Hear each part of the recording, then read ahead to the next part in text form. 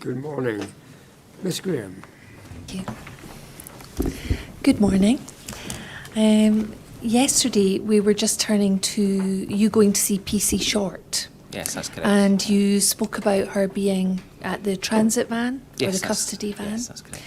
And did you tell me how long after you arrived did you then go to see PC Short?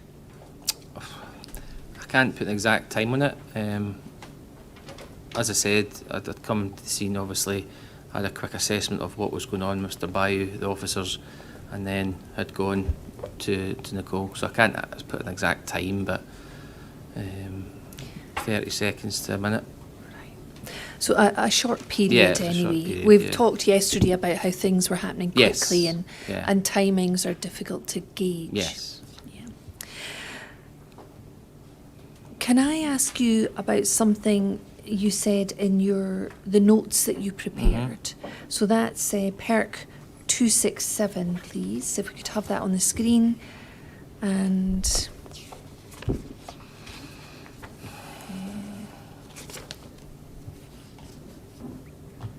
I think it's page 3.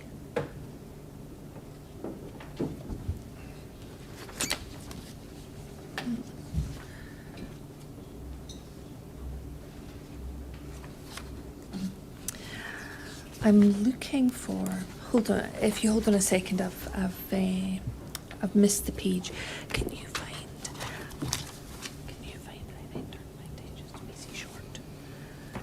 Okay. So I'll read out what it is I'm interested in asking you about, and I'll find the reference in a moment. Oh, I can see it on the screen. Thank you very much, Miss Smith. I then turned my attentions to PC Short, who I had been advised had been badly injured, and this is the sort of note that I'm interested in asking you about. So who was it that advised you that she had been badly injured? Again, that's probably more of a play on words than actually what the actual evidence that was given at the time. Obviously, I'd heard the officer injured transmission, mm-hmm. and then my initial update from Alan PC Payton in respects to Nicole had been attacked, and then I believe the information I got from PC Tomlinson as well. So I think all of those combinations that's what's led to me writing that particular statement. Right. I didn't have any information that she'd been badly injured as such. Right, so when you say you'd been advised she'd been badly injured... No one had come to me and said she's suffering from this injury and it's serious because of this. And these notes were written in retrospect? Yeah, and they were emotional, I was emotional, etc. So, as I say, they were just more for notes. The perk statement was more in clarity after reflection. So going back to the 3rd of May, yes. When you went to see PC Short, yes. You said yesterday she was the priority, you wanted to go and see her. Yeah. What were your concerns at that time about PC Short? Obviously, when the transmission came, obviously it happened very fast. When the transmission came in, the correlation between the knife, officer injured, automatic assumption is that she's been potentially injured with the knife. Or through my experience, I know officers that have been involved in struggles of being assaulted, etc. So that kind of thought process was going through my head. Once I'd assessed that the officers were in control of Mr. Bayou, then my priority, my risk assessment at that time was to check on PC Short to make sure there was no life-threatening injuries. So you were concerned when you went to see her at the van that she maybe had life-threatening injuries? Yeah. As I say, you know, as in this role, you think of every connotation. Okay. Can I ask you, it might be easier if we just look at the spreadsheet actually, can I ask you to look at an airwaves message 72138? It's at the very top of page 5 of the spreadsheet. So this is, you explained to us yesterday that your police vehicle arrived, this is at the bottom of page 5 actually, 72225. Where it said a smaller marked police car arrives at the scene, that you identified that as your car yesterday. You were the 5th vehicle there. So at the very top of page 5, there was a transmission from PC Alan Smith at 7:21:38 saying, officers been punched to the back of the head, no obvious serious injuries, male secure on ground. And so PC Smith, who we've heard about yesterday, has said no obvious serious injuries. And I wondered, did you hear that transmission first of all? I can't recall. Honestly. So were you aware when you went to see Nicole Smith, Nicole at the short, at the van, at the transit van after you arrived, were you aware that PC Smith had seen her and took the view she had no obvious or serious injuries? I can't recall. You don't recall hearing that? I don't recall hearing it or forming that, or hearing it and forming that opinion in my head. I still believed there was something more serious than what was. You've mentioned PC Peyton telling you about the situation. And can I have a look at page 3 of Perk 267, please? And it's paragraph 2 I'm interested in. The paragraphs aren't very clearly defined, so the part that I'm interested in relates to page 3, paragraph 2. PC Peyton, who was suffering from shock and the after effects of the PAVA and CS spray, stated to me something similar to, "The male came at us. We shouted at him to stop, but he continued. We sprayed him with CS and PAVA, but he did not stop and he kept coming. He went for Nicole and kicked and punched her to the ground." Now, we briefly mentioned this kicking and punching to the ground yesterday. Can you explain, when was it that PC Peyton said those things to you? That was when I arrived at the scene, when we were standing. I was looking to see what the risk assessment was going on with Mr. Bayou, and I'd asked PC Peyton briefly, just like, what happened, and that's when he's come out with that. So that's when just shortly after you've arrived, you're standing in the area of the restraint on Hayfield Road, and you asked PC Peyton what had happened. Yes. And that, at the time you sketched out these notes, those were the things that you recall him saying, that you've put in speech marks, quotation marks.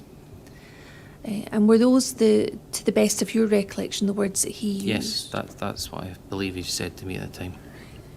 And we've not heard from PC Peyton, but can I ask you about this phrase, "He went for Nicole and kicked and punched her to the ground"? So was PC Peyton giving you the impression at that point that Mr. Bayou had kicked and punched her to the ground? That was my assumption.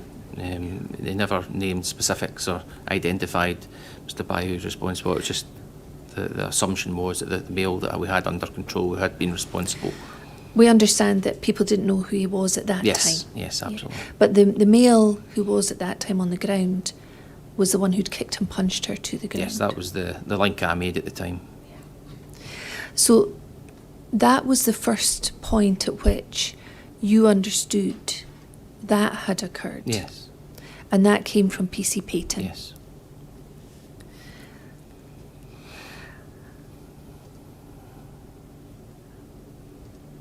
Now, we may have heard from PC Walker that when he was watching the strike to Nicole Short in Hayfield Road earlier, before you arrived at the scene, that PC Peyton was to his left at the van and incapacitated because of the spray. Okay. So, did PC Peyton give you the impression when he spoke to you and explained what had happened that was from his own recollection, or I can't did really he make that clear? I can't. Again, in the passage of time, it was very quick. At the end of the day, he's just given me a quick resume. I've never stopped to ask what the provenance of that was at that particular time. So whether that was his own experience or he'd been told, I don't know. That was the information I received at that time. So it was really just PC Payton relaying that information Yes, to you. that's correct. He didn't explain whether he'd seen it himself or No. whether he'd got the information from anywhere. Right. And describe, when you arrived to see PC Short, describe how she was. She was sort of doubled over, looking in pain. She was shaking visibly, upset, crying, sort of mumbling, not making much sense. It took me a wee while to get a reaction off her, to sort of say, look, I'm here, is everything okay? So I could carry out a quick assessment of her, just to make sure there was no obvious injuries or bleeding. And when you made that assessment, what did you do? Oh, it's like, once I'd assessed that there was nothing visibly obvious, I put her into the transit van and the front seat, just to get her in one place so she wasn't walking about aimlessly. Did you, when you say nothing visibly obvious, did you check her head? No, I didn't do any physical. Asked if there was anything obvious, but I would have just been a very generalised, are you okay? Visual check. And what was her reply? I think it was something similar to that she'd been kicked and punched. That was my recollection, anyway. I can't say for certain without referring back to my statement, what I put in the statement. However, I think you mentioned it. Yeah, that was just my recollection at the time. Can we have a look at your inquiry statement at paragraph 29, please?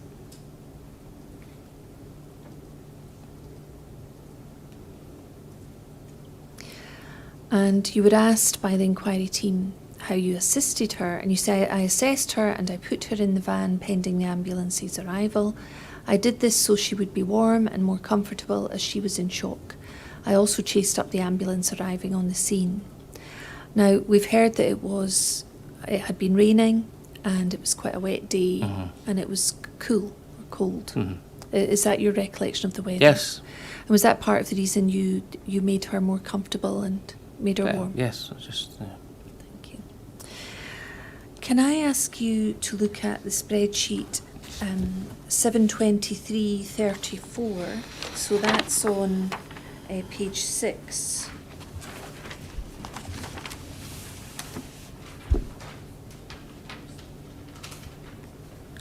So it's 2/3 of the way down, page 6, 72334.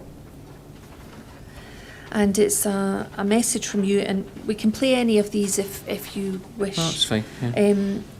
Scott Maxwell, PC Short's been struck to the head, is a bit upset. I'm going to need an ambulance here to check her over. No bleeding, no visible injury, over. So, do you remember making that transmission? Yeah, I think I've heard it in the evidence, so that's definitely me that's made that.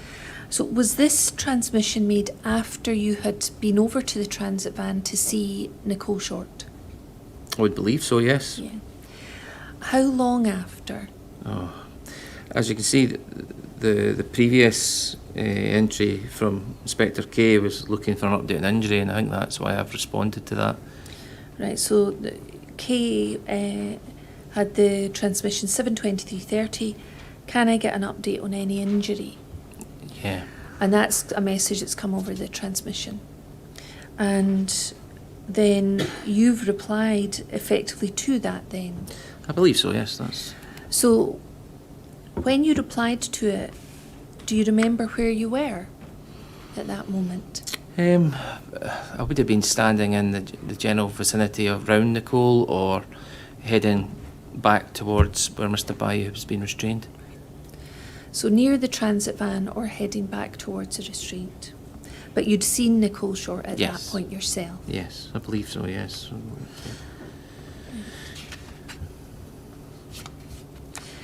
And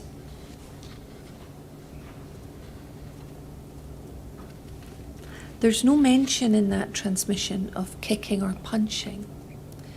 And if exploring that, if PC Short had said to you at that time, and I know yesterday you said you weren't 100% sure, if she'd said to you at the time she'd been kicked and punched, is that the sort of information that you would have updated Stephen Kay with? Quite possibly, yes. The way I explain it is that when I've arrived there, as I've been receiving information, I've been transmitting it for the call log and clarity, and for any potential medical updates. So there's every chance that I would have said that. Yes, absolutely. So does it make you wonder now whether your recollection is maybe... Well, that's what I Incorrect. recollected at the time. I couldn't say whether or not. I know that she'd been struck, but whether she was kicked and punched, I couldn't sit here now and say categorically that's exact what was said. So if we've not heard that from Nicole Short, you wouldn't dispute that, No. that she didn't say that? And then Stephen Kay, after your update, says to get control, can you get an ambulance please for PC Short? Yes. So that is a request for an ambulance but for PC Short at that point. I believe so, yes. And was it your understanding that control would then do that because they Yes. then say Roger? Yeah. And I think that's the norm, isn't it? That any request for an ambulance, the control They room would facilitate actually that. arrange that for Yes. you separately. Unless they've got ongoing incidents and they ask us to do it separately, but yeah, All right. that would be definitely a control But that function. wasn't the case Wasn't here. the case, it was a control function. And then can we have a look over the page, please? 72421. You start a transmission, control from 411, and they say go ahead. And then at 72428, you say, although there's no visible injuries to PC Short, she's been stomped to the body a few times, etc., and struck to the head. Can see if the ambulance can attend as soon as possible. So you at least knew at that point that she'd been struck to the head, and then Yes. you mention that she's been stomped to the body. Yes. And could we have a look at your inquiry statement, paragraphs 26, 27, please?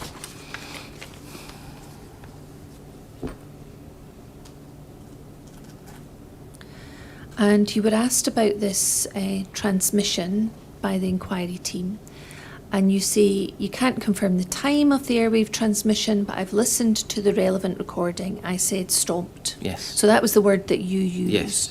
not stamped. No. And then paragraph 27, you were asked to explain how you'd received this information. And you say, I think that prior to this transmission, PC Tomlinson had heard my earlier transmission, and he then told me that PC Short had been stamped on. When I was using the word stomped, I meant stamped. I was telling the ACR this information, so it was logged, and so the ambulance crew would know for their assessment purposes. So this airwaves transmission with the reference to stomped, that was information that you'd been received from PC Tomlinson. That's correct. And you were relaying that to That's the control correct. room effectively. I haven't witnessed that. That was PC Tomlinson that told me that.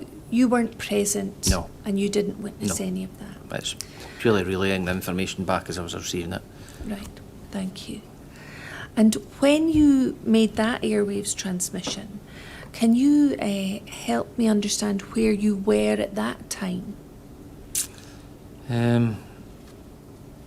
I believe I would have been again in the same area, making my way back towards Mr. Bayou, if not already there. That's hard to tell.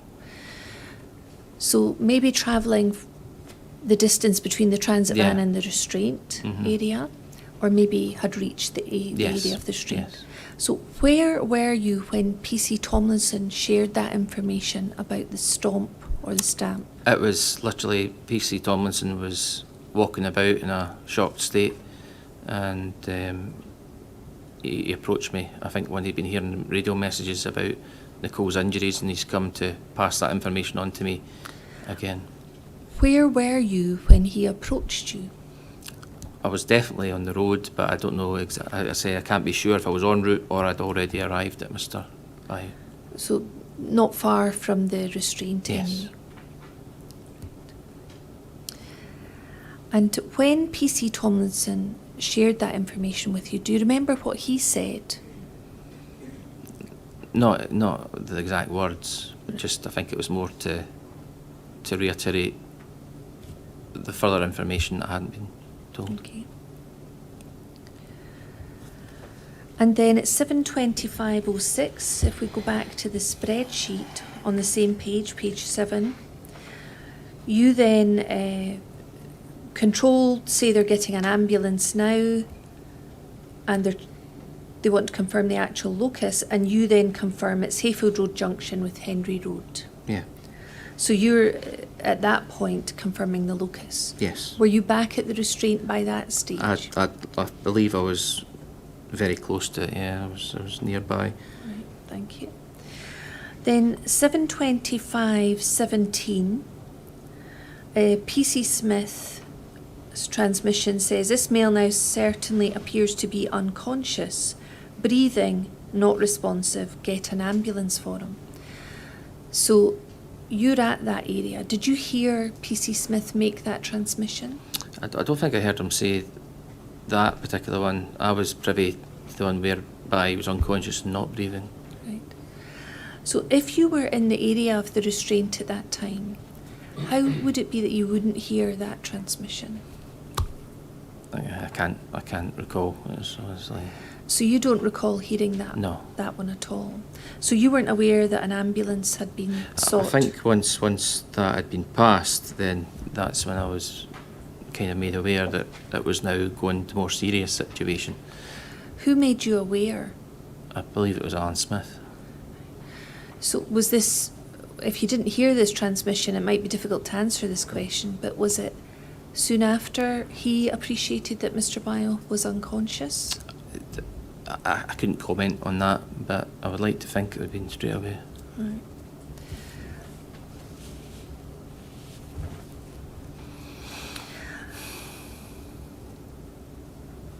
When you returned to the area of the restraint, what position was Mr. Bio in? On his left-hand side still, Right. as I explained yesterday. So the same position Yeah, the head as he'd been south, in legs north. before you went to Yes, see yes, Nicole Short. Yeah. And he was still on the ground. Yes. Was he in handcuffs by that stage? Yes. And leg restraints? Yes. How long after? We can see that PC Smith made that transmission about the ambulance at 7:25:17. And you've said that you became aware that an ambulance had been called for him. Mm-hmm. How long after your return to the restraint or the area of the restraint did you become aware that an ambulance had been called? I would imagine straight away. Straight away. Did you consider at that stage, knowing that an ambulance had been called, he was unconscious, instructing the removal of his handcuffs? To be honest, it was all happening so fast. That wasn't the first point of reference. It was more making sure that he was being cared for and that the officers were doing what they had to do. I was monitoring that. The handcuffs element was kind of the last thing on the mind. At that time, it was more to do with making sure that we can look after Mr. Bayo. How did you go about making sure he was being cared for? Well, he was in what's known as the recovery position on his side. PC Smith, again, had full confidence in. Officer safety trainer trains first aid. He had the full situation in control. He was monitoring the breathing. And I was just making sure that that was all taking place, and we were satisfied that we were doing everything we could at that time. So you were happy to stand back and leave matters in the capable hands of PC Smith? Yeah, I'm a supervisor, so I don't do everything. You know, I supervise, so if everything's getting done correctly, then I'm happy. Okay. And at that point, you were satisfied that everything Yes. was being done correctly? Yes. Did you consider instructing the removal of his leg restraints? Not at that time, no. Why not? At the time, it just happened, and again, time constraints is probably one of the second things I would think about. It was more to do with, obviously, making sure that he was okay first. There has been past instances where, I'm not saying that he was putting that on at the time, but there has been occasions where people have been known to feign unconsciousness, and then once we remove restraints, they kick off again. I'm not saying that was in this instance. However, there's a few factors we need to iron out first before we remove restraints. Have you personally got experience of people feigning or faking unconsciousness? Yes. And has that caused problems in the Yes. past? It's an officer safety, and it's a risk to them also. If you've removed the restraints and then you're having to go and put on another restraint, again, you're going back into the territory that you tried to get away from at the start. You don't want to have the restraint, physical altercation with anyone once you're in control. Right. And did you consider instructing a blanket or a cover be obtained for Mr. Bile? We've heard he was in a T-shirt. Well, not at that time. What we'll go on to is that I moved from unconsciousness to not breathing very quickly. So putting a blanket would have impeded any resuscitation at that time. There was no resuscitation going on at this stage. This is Yes. where he was just unconscious. He was still breathing. Did you consider trying to keep him warm? You've talked about in your inquiry statement keeping Nicole Short warm. Mm-hmm. I just wondered about whether you considered keeping Mr. Bile warm. Well, at that time, he was on his side, just going unconscious. It's not as if he was lying there for minutes on end. Things were moving quickly. And there was a lot of confusion what was going on. And, you know, it potentially has slipped my mind, or it's not a consideration I would have had exactly at that time. I was more interested in finding out what had gone on, and making sure that Mr. Bayou was breathing, and the officers were able to do what they could at that time. The blanket part of it would have come a bit further on when we're hopefully in recovery stage. I mean, I don't know, would it have been part of your role, or your as being in charge of the incident, to direct that sort of instruction? I suppose you could put it down to that, yeah. Every officer has trained in operational safety and first aid, and again, it would be a consideration, but not exactly at that time. It was a matter of seconds. Okay. And you mentioned that there was a lot of confusion going on at that time. We've heard evidence from other officers saying they were shocked about the turn of events. When you say a lot of confusion, what do you mean? Well, in terms of, I was trying to establish what had gone on. I've got an individual unconscious on the floor, on the ground. Officers walking about, just trying to ascertain, get a grip on the situation. So I wasn't just thinking about one thing, I was trying to think about everything. I was also trying to think about how to contain the scene as well. Mm. And you've told us that PC Smith was monitoring Mr. Bio's breathing at that point. You told us yesterday that he was, I think you used the phrase, ushering his head. Yes. He had his. Was there anything obtained to put under Mr. Bio's head at that point? Not that I can recall. Is that something else that could have been done at that stage? Yes, again, it's a first aid recognised, but it's usually for the recovery stage. Right. And what's the recovery stage? Once, like any first aid had been done and we're waiting on recovery time, and put them in the recovery position, etc. I think he was in the recovery position, Yeah. wasn't he? Right.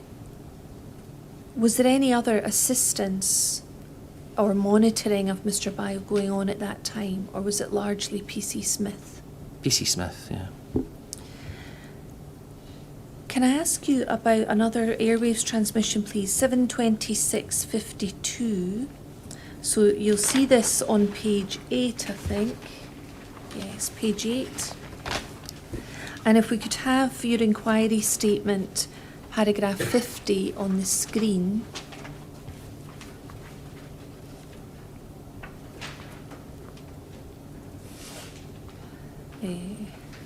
And you were asked about this airwaves transmission at 7:26:52. And it says, just for the log, the initial on attendance, this male's attacked PC Short quite violently. As a result, he was sprayed with CS and Pava and battened. There may be a suggestion that he has been battened to the head area for 1 over. If not, and you were asked about that. And you say this is part of the same call as the transmission described at question 49 above. Again, I cannot confirm the time, but I can confirm I made that transmission. I did so to ensure that what I had been told about the events by my officers was logged and to advise the paramedics about the potential for head trauma and the use of spray. So by the time of this transmission, you were aware that Mr. Bio was unconscious and that an ambulance had been called for him. You were aware by this stage, right? Yeah. And you've said in paragraph 51 that this information was provided to you by PC Tomlinson. Do you see that? PC Tomlinson told me this just after I made my first call regarding the ambulance. He told me that he had struck Mr. Bio on the head with a baton. I believe he also told me that Mr. Bio had been sprayed with CS and Pava.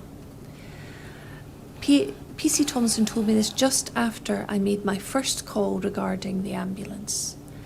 Was that the first call that we see on page 8? So you see at 7:26:41, I'm just looking to clarify, has an ambulance been contacted for this accused?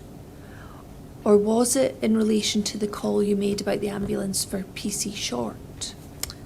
I can't recall. As I say, that the information I was feeding back, as soon as I got that information, I fed that back to control.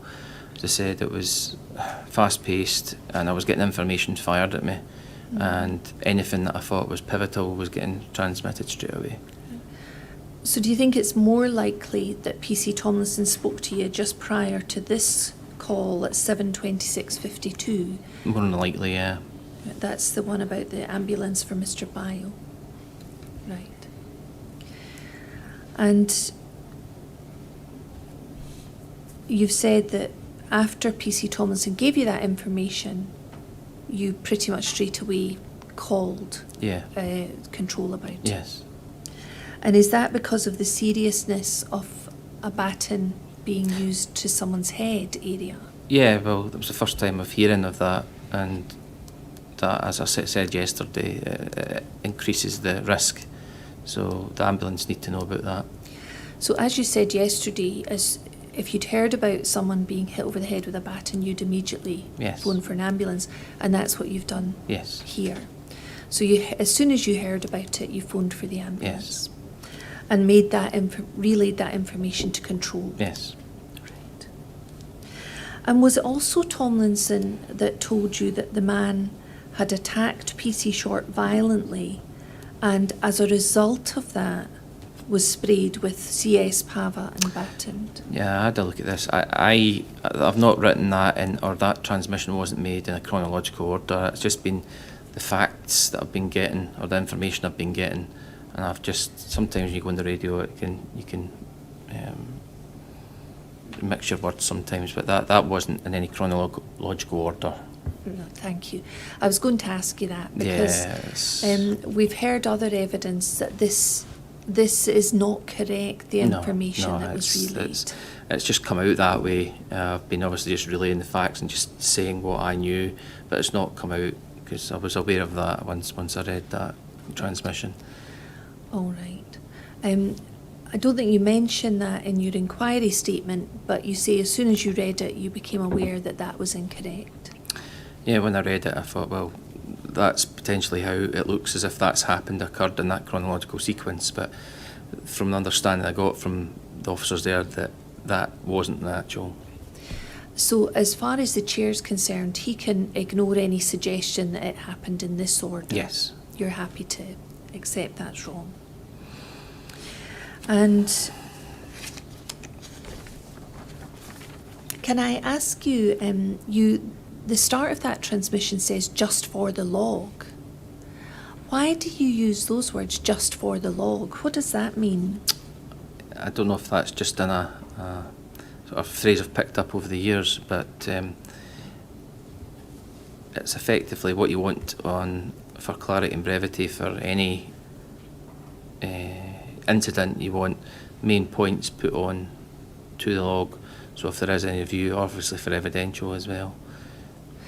Is it indicative of a sort of retrospective position being put rather than something that's happening at the time you do the call? Yeah. I mean, you might receive the information, but then you're involved in something and can't get that relayed till a bit later. Yeah. Can I ask you to look at another transmission, please? 72930. So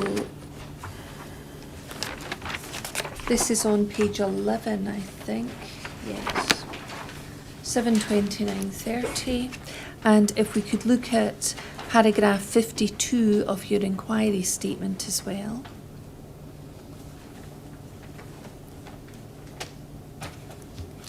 So paragraph 52, you were asked about this transmission. Control, can you get a move on with the ambulance? This accused is now not breathing. CPR is commencing. Over. And you say, I cannot confirm that I made this transmission. The recording of this call has not been disclosed. I understand that my solicitor asked for the reference number for this call, and the reference number he was given was not this recording. The timing of calls has also not been disclosed. I did make a call telling Control that chest compressions had been commenced, but breaths had stopped due to cross-contamination. If we could maybe play the footage of this call. So this is the transmission at 72930. And we'll just get that for a moment.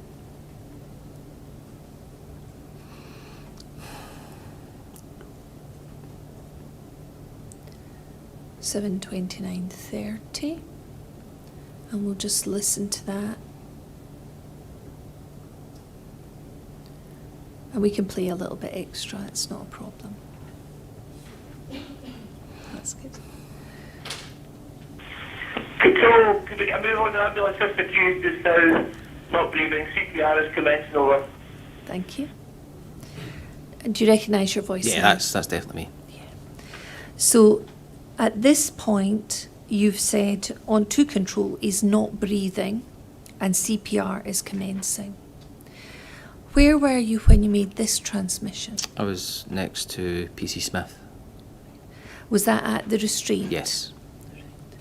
So did you know as soon as Mr. Bio had stopped breathing and PC Smith became aware of that, you also knew at the same time? Yeah, PC Smith made it known to me that he had concerns that Mr. Bio was no longer breathing. So it was PC Smith that told you Yes. he wasn't breathing, and you then immediately made this airwaves transmission? Yeah, well, it's taken, PC Smith has done the relevant checks straight after, and then that's when CPR has commenced, and then that's when I've made the call. And It's all within seconds. thank you. What are the relevant checks? Oh, checking for breathing, looking down the chest for pulse, etc., reactions. And when PC Smith didn't receive any feedback from that was positive, that's when he's asked and commenced CPR. And we've heard other witnesses say when CPR commenced, Mr. Bio was turned onto his back. That's correct. And is that your recollection? Yes, that's my recollection. So it doesn't sound like there was really any time between you finding out that he was no longer breathing and you making that transmission on the airwaves. I'd like to ask you about this period of time between Mr. Bio losing consciousness but breathing and him not breathing, or it's noticed he's not breathing by PC Smith. So based on the the times of the airwaves transmissions, that's a period between 7:25, 17 seconds, and 7:29 and 30 seconds. So that's over 4 minutes. And you've said in your inquiry statement, if we look at that for a moment, paragraph 41, that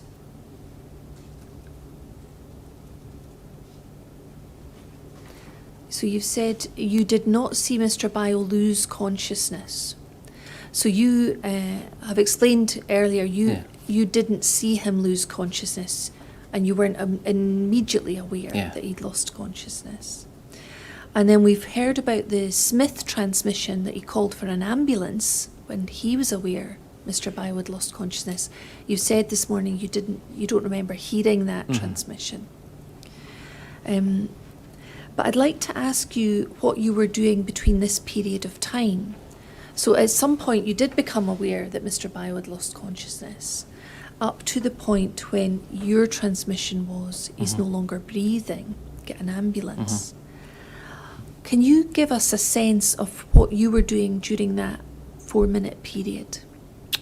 Just waiting for ambulance, effectively, making sure that the officers were maintaining control in terms of monitoring breathing, and just speaking to people, making sure everything else was getting done, secured, and making sure that everyone else was safe. Now, in fairness to you, at 7:26:41, you make another call. So this is during that 4-minute period. And 7:26:41, you say, I'm just looking to clarify, has an ambulance been contacted for this accused? So that's during that period, you're chasing up the ambulance. Why were you chasing the ambulance at that stage? I think it was just, I was willing the ambulance to be there quicker. You've got somebody who's unconscious on the pavement, you want to make sure that they're going to get seen and treated as soon as possible. Could you help me with something? We've heard that the hospital is very close along Hayfield Road. There's Victoria Hospital, and maybe 2 or 3 minutes away. Were you conscious that you were waiting for a while for the ambulance? It felt like an eternity. I couldn't actually say how long the ambulance was. It did feel like an eternity. And so you chased up whether an ambulance had been contacted. Did you consider it worthwhile to chase up again, or did you feel that was sufficient chasing? Once I've told the control room, once they've contacted ambulance control, there's not much else I can do to affect the ETA of an ambulance. That's between control and ambulance control as such. We may have heard that other officers were doing points duty or traffic control. We need to make sure that it was a busy main road. We had to make sure that there was no further risk to Mr. Bayou or any of the officers that were involved in CPR. So there were no cars going backwards and forwards, but the ambulance was allowed access to the area. And after he stopped breathing and CPR commenced, and you've asked about the ambulance, 7:29:30. Let me just check. You've talked about the possibility that he was faking. Once you realised he was not breathing, you must have realised that there was no sense of feigning or faking on his part. Well, I'd realised sort of long before then that he was properly unconscious because there was no response to any stimuli, and then he's gone into not breathing, and then it's obviously heightened the response again. When did you realise that he wasn't feigning? After we'd done all the relevant checks, the stimuli checks. What are these relevant stimuli Pain. checks? Pain, relevant pressure points that you can press on a person's body that will, they've basically not got a choice, there'll be some sort of reaction. Who was doing these checks? I can't recall who was doing that check, actually. Can you describe some of the checks to us? I can't recall exactly. It's to press a pressure point on the chest. We may have heard evidence that knuckles used in that's that it, area. Yeah, Is just to that apply, which causes a pain that would be difficult to not react to. if you were conscious? Yes. And were you aware of anyone slapping Mr. Bio on the face? No. Were you aware of Miss PC Payton slapping or patting or tapping him on the face? No, I never witnessed that. No. Were you aware of PC Smith using his knuckle to test the pain response? I believe there was that process was going on, Right. but I never actually saw it actually happen. Were you aware of which officers were doing the CPR? Yes. Who were they? PC's Walker, Payton, and I believe Alan Smith took over at some point as well. Were you aware of PC Smith using a valve? Yeah, it's a resuscitation mask, if you like, that stops cross-contamination when doing mouth-to-mouth. And how did that go? It initially was working, but then PC Smith, made it clear that there was fluid coming from Mr. Bayou's mouth and that cross-contamination was an issue, and they had to stop the mouth-to-mouth phase. And what did PC Smith do then? We just continued chest compressions, which is again another valid form of CPR without the the rescue breaths. So after PC Smith left with the valve, there was no mouth-to-mouth at No. that stage? When was that? How long after CPR had commenced? I can't give you a figure, I'm afraid. All right. Can I ask you, when CPR was commenced, Mr. Bio was on his back. Why were the handcuffs not removed at that point? Again, it wasn't a consideration of mine at that time. It wasn't impeding the chest compressions at all, in my view. In your view, are you first aid trained? Yes. And you didn't think that it would be better since he was unconscious and not breathing? At the time, I believe the chest compressions were more important. There was no hindering of the chest compressions at the time, and delay of taking off the handcuffs was second fiddle to actually getting the rescue compressions in. It wouldn't have been possible to remove the handcuffs at the same time as the chest compressions being done? Again, it could have potentially, yes. But again, my foremost thoughts were getting the compressions in.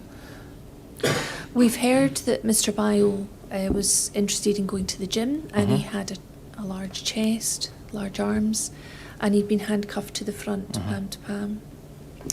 And that position may have restricted access to his chest. Was that anything that you were aware of or noticed? It didn't, in my view, restrict the effectiveness of the CPR that was ongoing at the time. Right. Did you consider instructing the leg restraints or the fast straps be removed? Again, similar to the handcuffs, it wasn't the forefront of my mind. It was just to get the rescue CPR done. Right.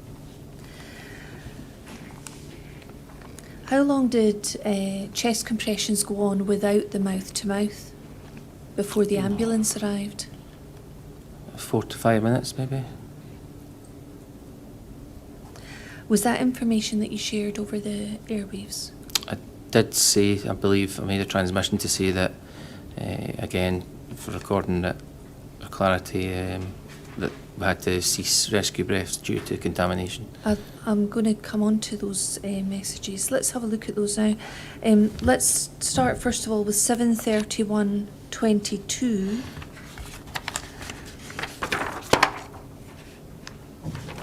On page 12. I think you're saying there, control any update on ambulance we could really do with it here, over. So that's another request for an ambulance. What was going on at this point?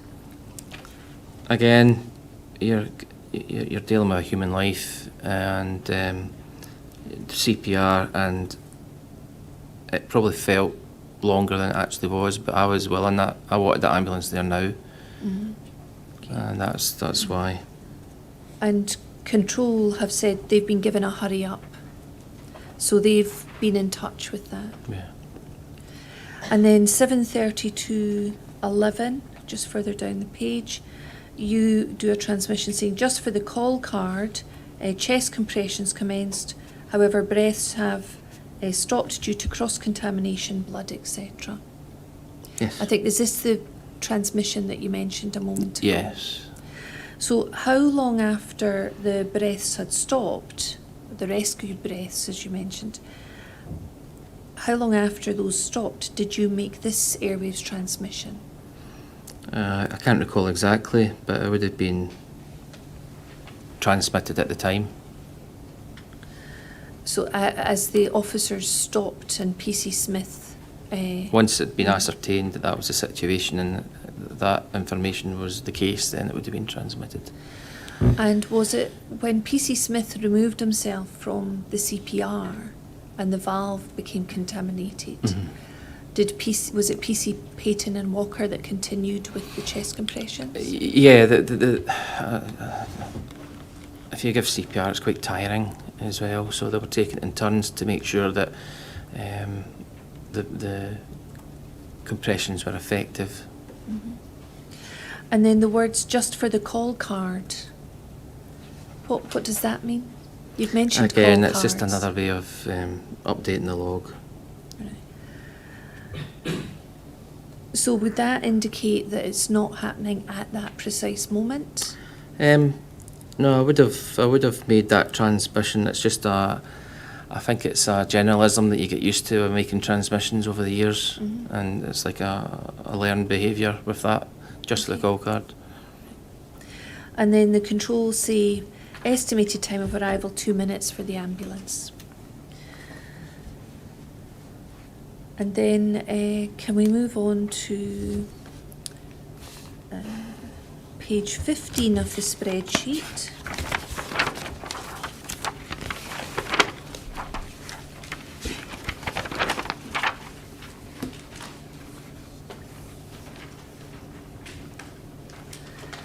$739.50.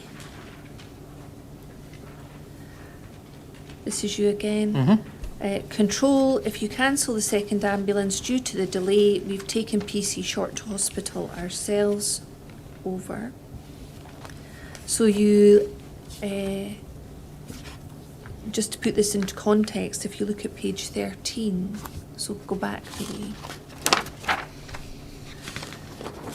There's a call at 7:34:08, transmission by UC ambulance at Locus. Yeah. So the first ambulance has arrived by Yes. this time. And at 7:39:50, you cancel the second ambulance. Yes. And you see that PC Short's been taken to the hospital by yourselves. I believe so. That was the message I got, that she'd been conveyed to the hospital by another officer. Right.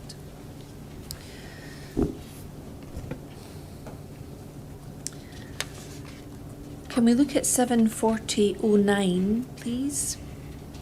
Where you say, controls say they were told that other officers needed an ambulance because of exposure to contaminants. That'll be sprays. Yeah. And then you say, no, if you stand down, all officers here state they're safe and well, just walking off into the air. Over, we're going to all return back to Kirkcaldy for a debrief. So what's happening at this moment in time? I'm not sure if Mr. Bayou has been conveyed to the ambulance at that, to the hospital at that point. And it's just a kind of a regroup and ascertain what's going to happen next. Mm-hmm.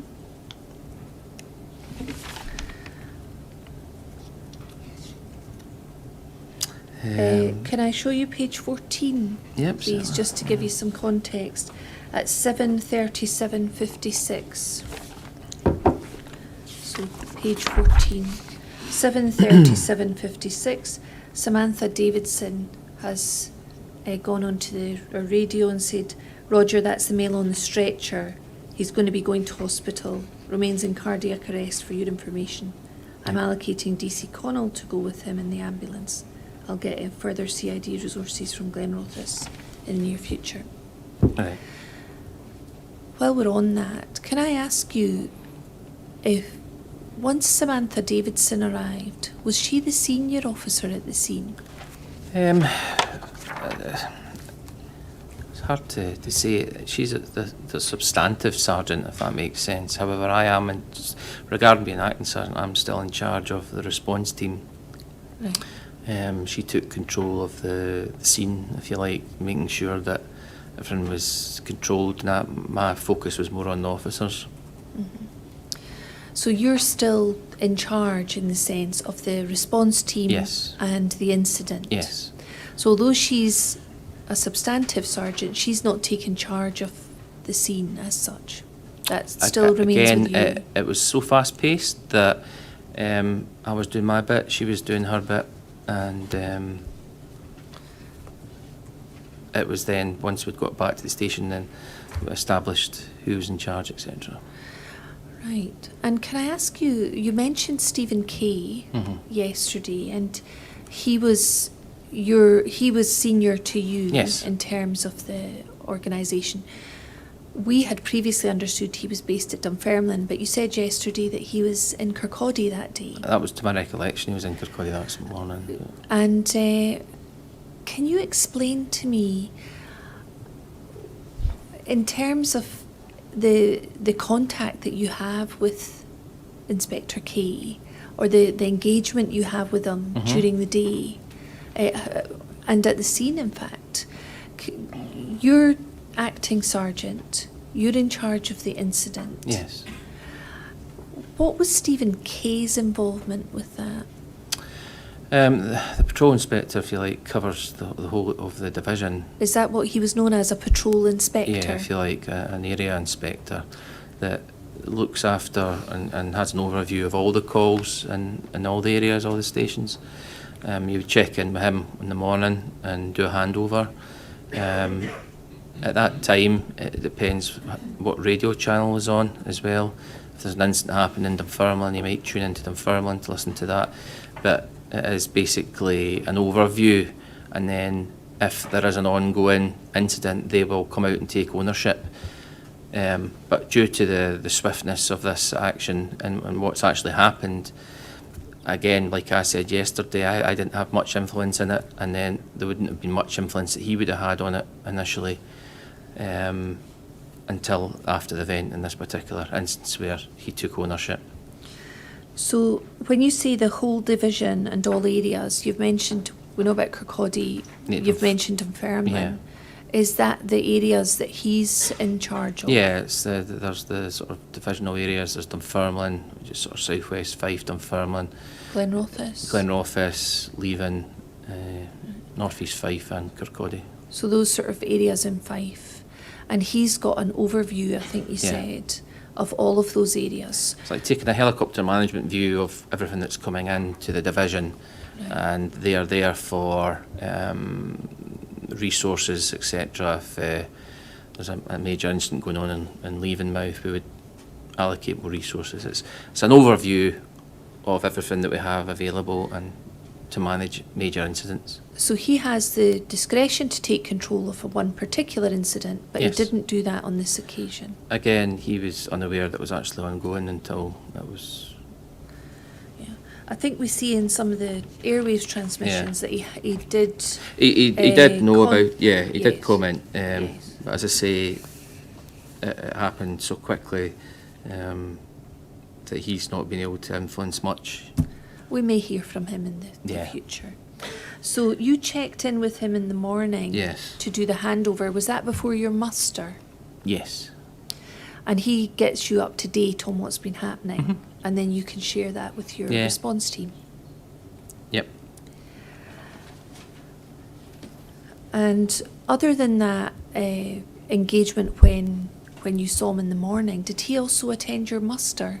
Not in that particular. There was nothing pressing from the previous night that had to be said or reiterated as such. Mm. So you've had your handover. He's not attended the muster. When did you next see Inspector Kay? At Hayfield Road. And when was that? That was, I don't know the exact time, but I believe the ambulance was still there at the time. Right, so he arrived when the ambulance I believe were so, there. it was still there. It was very... So he actually attended Hayfield Yes, Road he came up. from Kirkcaldy Police Yes. Office.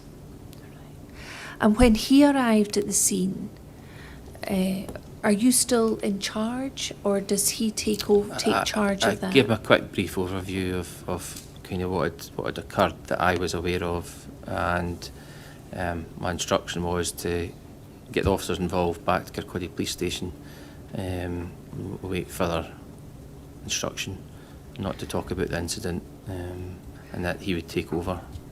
So did you feel that he, from the minute he arrived, he's sort of taking over? Or? Yes, yes.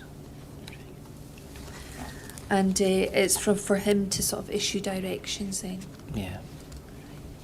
And so that was prior to you going back to Kirkcaldy Police Yes. Office. Once he's at the scene, he takes charge. Yes. Thanks.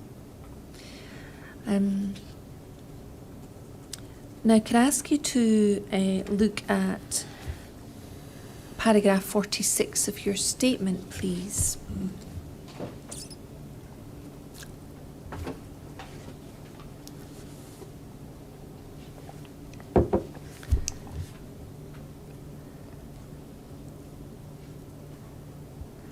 And you were asked about how you were thinking or feeling when they were trying to resuscitate Mr. Bio. And you say, I was concerned for Mr. Bio and was hoping that he would be all right. I was also hoping that the ambulance would arrive quickly to provide him with further assistance. And is that how you were feeling? Do you want to say any more about that? No, I was completely in shock as well.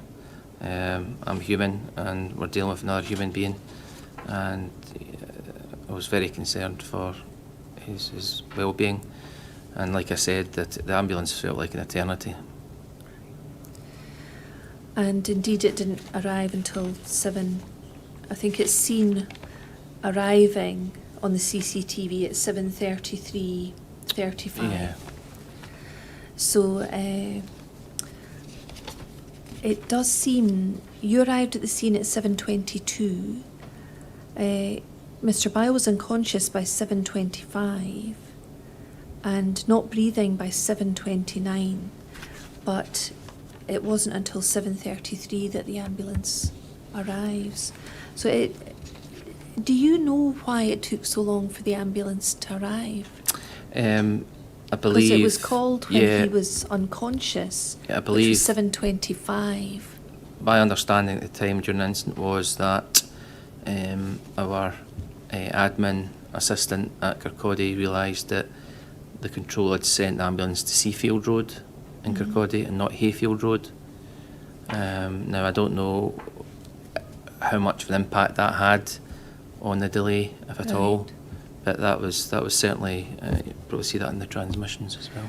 Well, maybe we'll be hearing about that later today. Thank you. But that was one possible explanation Absolutely. that you can think of. Absolutely. Is there any other explanation you can think of? No, just other than the processes that they have to go through in terms of how they get the messages to ambulance crew, geography, etc. Can I ask you to look at PERC 3374, 03374, some photographs. And I've been asking all the officers about these photos to make sure that they're correctly identified. Yep. There's 2 photos. And you'll see it's a snapshot, and you're identified as being at the far left, P.S. Maxwell. That's correct. And is that you are you leaning against the hedge there? I'm not leaning against it, but... No. Standing near to the hedge. Yeah. And what was happening at this point?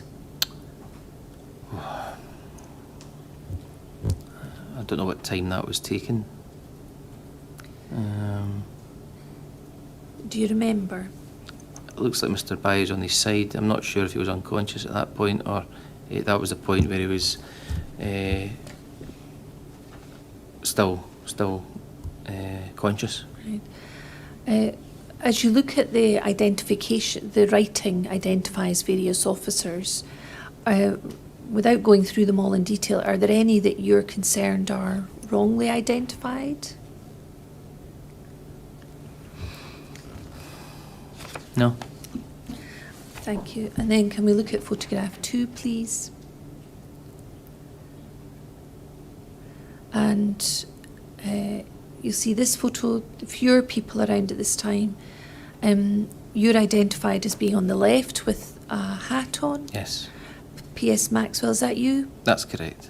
And do you see the car towards the centre of the picture? We've heard that's the diary car. Yes. The car that you arrived in, can we see that here? That's just right behind me. So that's just right behind you. Mm-hmm. And that's the Corsa that you came in. Yes. And that's where you parked it. Yes. And did you have your hat on when you first arrived? No. No. So why did you put your hat on? I'm the supervisor. I need to be identified as that as well. And is that a way that people can recognise your status? Oh, it's part of the at scene? uniform. At the end of the day, sometimes you can't go back and get that, but I like to set an example and also be professional. Mm-hmm. Thank you. Can I ask you about some enhanced Snapchat footage, please? And this is taken at 7:22, 10 seconds to 7:22, 16 seconds.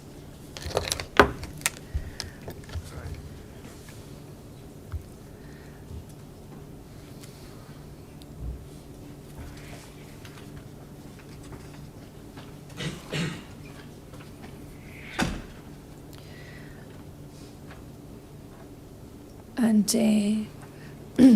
what I'm going to do is ask Miss Smith to play this. It's a very short clip. You'll see, you maybe just saw a moment ago, there's a Snapchat sort of footage window that opens up on the right-hand side of the screen, which is, we've heard was taken at the time. So as we watch it, it'll be over quite quickly, and I can play it more than once if you'd like to see it more than once. I'm going to ask you questions afterwards. So if we could just play that, please.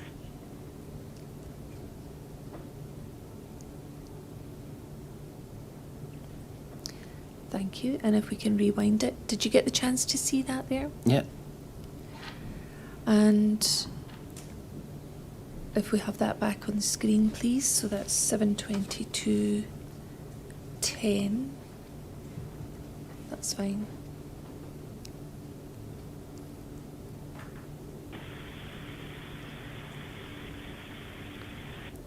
Thank you. Just stop that there. Do you recognise that scene? So we've heard that the car behind those officers was the diary car. Yes. And do you recognise those officers? I recognise the officers, yeah. And it would appear that one of them is outstretched on the ground to Yes. some degree. You can see a white band or a pale band between trousers and a vest or a top of some description on the ground. Do you see that? Yes. Yeah. Do you know who that was? Probably PC Walker, from Power of Deduction anyway, Yeah. from the officers that were there and who's unaccounted for at that point. Are these the officers that were there when you arrived? Yes. So we identified yesterday your car arriving at the scene at 7:22:25. So that's just a few seconds after this footage is taken. So I'm wondering, if that is what was happening on the ground when you arrived in the car. All I can recall was when I arrived at the scene, he was on his left side and he was in control. Mr. Bio was on his Yes, left yeah. side. So PC Walker was not in that position when you arrived? No. Can I ask you some other... Thank you, that's fine. Can I ask you some other questions about your PERC notes 266? This is your PERC statement.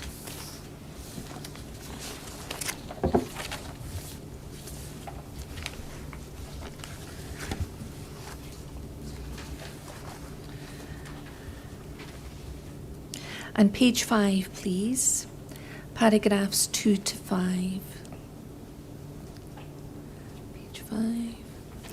And this is what we asked you yesterday about your arrival and what you saw, and I'd like to ask you about this. So this is your statement. Yesterday I asked you about PC Smith and what he was doing when you arrived. And what you say here is, I saw PC Alan Smith on the other side of the body as I was looking at it. He was nearer the shoulder area of the male, kneeling down over the male, facing towards me.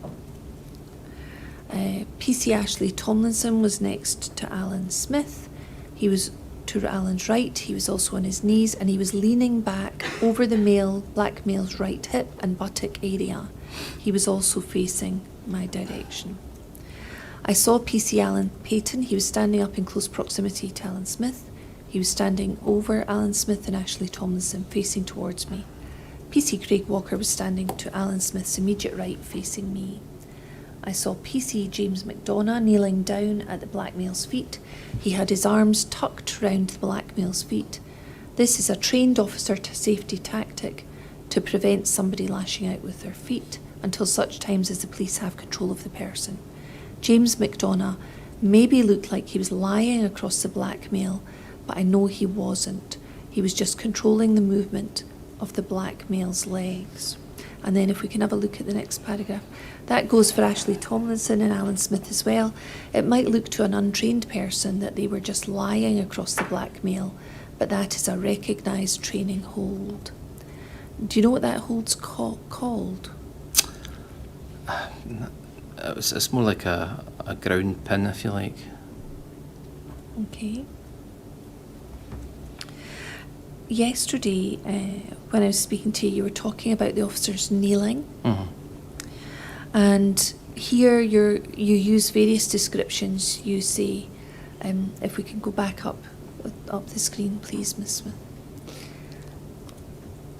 And you say, for PC Tomlinson was next to Alan Smith. He was to Alan's right, and he was also on his knees. He was leaning over the black male's right hip and buttock area. So was he putting weight on Mr. Bio, leaning over in the way you describe? I can't say he was putting weight on him. I wasn't obviously there, but he was on his knees and he was sort of over him. Mm-hmm. Did you, were you aware of any of the officers putting any weight on Mr. Bio? It was more of a containment, making sure he was kept on his left side. That's right. Just making sure he wasn't moving. So basically, by the time you arrived, he's on his left side, handcuffed with leg restraints on. That's what I can recall. So you didn't see them leaning over or trying to restrain him. Was he struggling at any point when you arrived? He was actively resisting, but not to a massive extent. So what does that mean? Can you describe it for us? He was just still shaking about, trying to establish if he could wriggle free from the cuffs and the restraints. We've heard other evidence that when he was turned onto his left-hand side, he'd stopped moving. But that's not your recollection. That's certainly how I recall it anyway. Right. Is it possible you could be wrong about that? Potentially.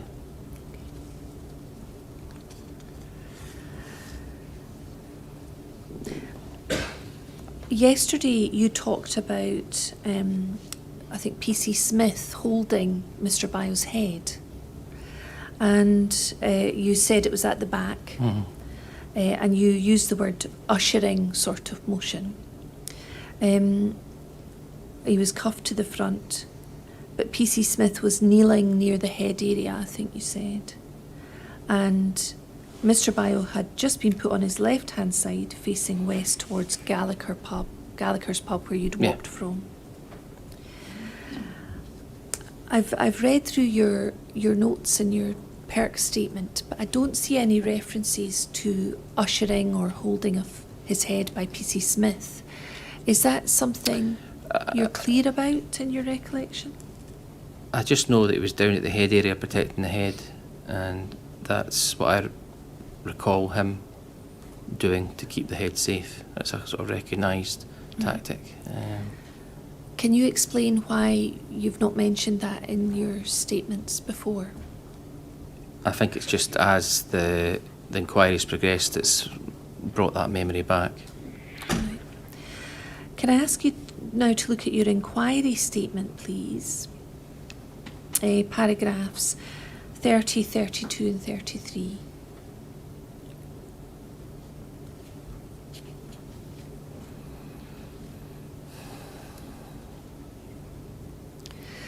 So you were asked here about the restraint. You weren't involved in the restraint.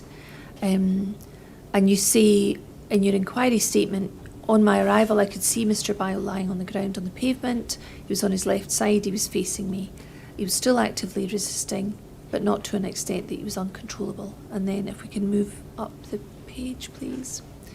He was conscious and breathing.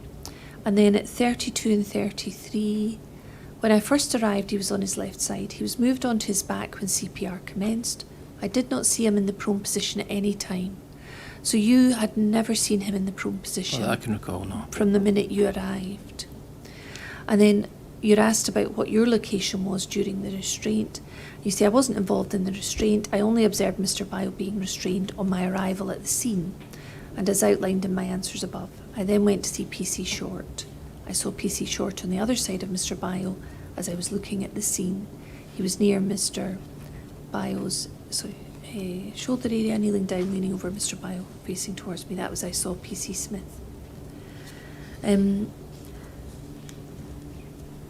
So at the time you arrived, is it fair to say you saw no officer applying full body weight? Not full body weight, no.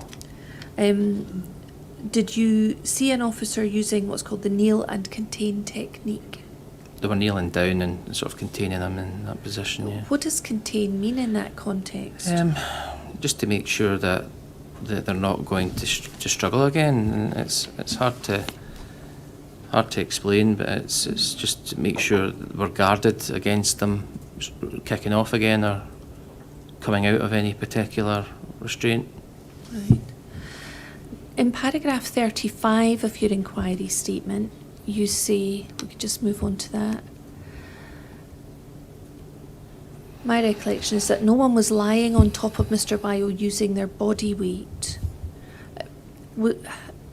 Can you explain, was anyone lying on him without using their body weight?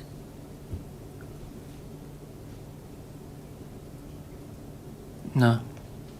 I don't No. believe anyone was lying on top of him at the time. You don't think they were lying? No, at all? as such, it was more just to do with the kneeling and keeping them in one place. Do you think they were leaning on Mr. Bio? It's a potential, yeah. Yeah. And what distinction do you see between lying and leaning over? Lying is physically using your body weight to lie across somebody, right across. Leaning is just more putting pressure on. So less pressure than putting Yeah, your you wouldn't need a full body weight on top of another Right. body. What sort of pressure would you need?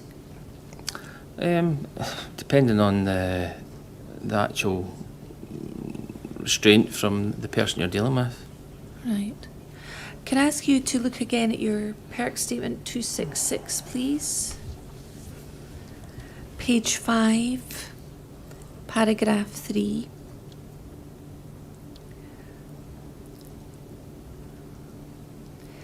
So PC Ashley Tomlinson was next to Alan Smith. He was to Alan's right and he was also on his knees and he was leaning over the black male's right hip and buttock area. So that we should understand as being leaning over, using some pressure but not lying. Yes. And then paragraph 5, I saw PC James McDonough kneeling down at the blackmail's feet. He had his arms tucked round his feet. James McDonough maybe looked like he was lying across the blackmail, but I know he wasn't. He was just controlling the movement of the blackmail's legs. So again, is that leaning, using pressure but not lying? Yes. Using body weight. And then paragraph 6, Tomlinson and Smith, it might look to an untrained person they were just lying across the blackmail, but that is a recognised training hold. So again, neither of them were. So is the distinction you make, there's not full weight being put on because they're taking some weight on their knees? The impression I got was from my own experience when I've had to restrain people where I'm on my knees and I'm in a pivoted position, that I can still affect pressure gently, and then if I have to, I can go straight on to them. Right. The position that you saw PC Walker in the Snapchat footage, he appeared to be lying out. Yes. Is that what you're describing when you make the distinction between leaning and lying? Or does that appear to be lying? That appears to be, certainly the way he was splayed out, that was as if he was lying on top of him. Yeah. Can we look at page 6, please, paragraph 3?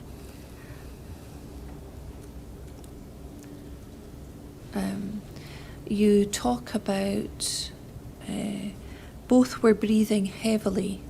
Sorry, here it's at the top, sorry. Here we are. The paragraph at the top, as I approached PC Walker and PC Payton, do you see that one? Mm-hmm. Both had runny noses and blinking heavily. Both were breathing heavily as if they had been involved in some form of physical exertion. And when you're talking about leaning and using pressure, that wouldn't cause breathing heavily, would it? No. So what physical exertion did you understand they'd been engaged in? Well, I wasn't sure at that time. I didn't have any of the facts at that time, really. They were obviously been running about from what I'm hearing now, but I couldn't exactly say what they were involved in at that time. All right, thank you. Can I ask you about, again, 266, page 6, paragraph 7, the paragraph that says, it's towards the bottom of this page, the blackmail was not vocal at any time as I was aware. Most people who do resist are abusive and give plenty of verbal, but this wasn't entirely unique, but unusual. I'm interested in what you've said there. Mm-hmm. Have you come across other examples where people who resist are not verbal? Yeah, there's some people that I know of that Vocalish. are very anti-police, and they'll just not give you any response whatsoever. Right. And do they engage in some other way with the police? They'll Even if they're not vocal? maybe give you a bit of compliance when you ask for it, but other than that, they'll not communicate with you at any point. Right. So you've got experience of that? Yes.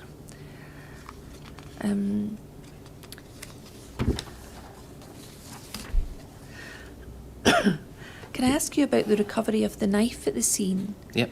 I don't know if you heard evidence yesterday about DC Connell finding a knife at the scene in a grassy area. Is that something you were aware of? I never saw the evidence yesterday, but I was aware at one point during the proceedings that I'd asked if there was a knife, and or where was the knife, something similar, and with a comment, I don't know who made the comment, saying that I believe it's on the grass area, which would have been to the north area Of Hayfield Road? Yes. Yeah. And I believe I said can someone go and check? Was this before or after you'd been to see Nicole Short? I think it's before. Before. So when you've just arrived at the scene, Yeah, I believe. you ask about the knife? Yeah. Before you go and see Nicole Short Yeah. at the transit van? And was that when DC Connell was looking for it, or was this just I in believe relation- so. I believe so. Right. And then you've talked about, prior to leaving the scene, Inspector K arrives, and you briefly mentioned that you were going to have a debrief with the officers. Did you go around speaking to the officers before you left the scene? I think I spoke to a few of them, And just saying, look, we need to go back to Kirkcaldy. We need to obviously regroup and then find out what's going to happen. what information or instruction did Inspector K give you? Basically to attend back at the police station and the canteen, regroup, just get everyone there, make sure everyone was safe and well, and not to obviously discuss in specifics what's going on. And did you then share that with members of your response team? I did, yes. Was that with all of them? Well, when we got back to the canteen, I did address them all at the start. Whether they took that in or not is another matter. So you didn't speak to all of them before you left the scene, No. but you spoke to them in the canteen. Can we look at paragraph 57 of your statement, please?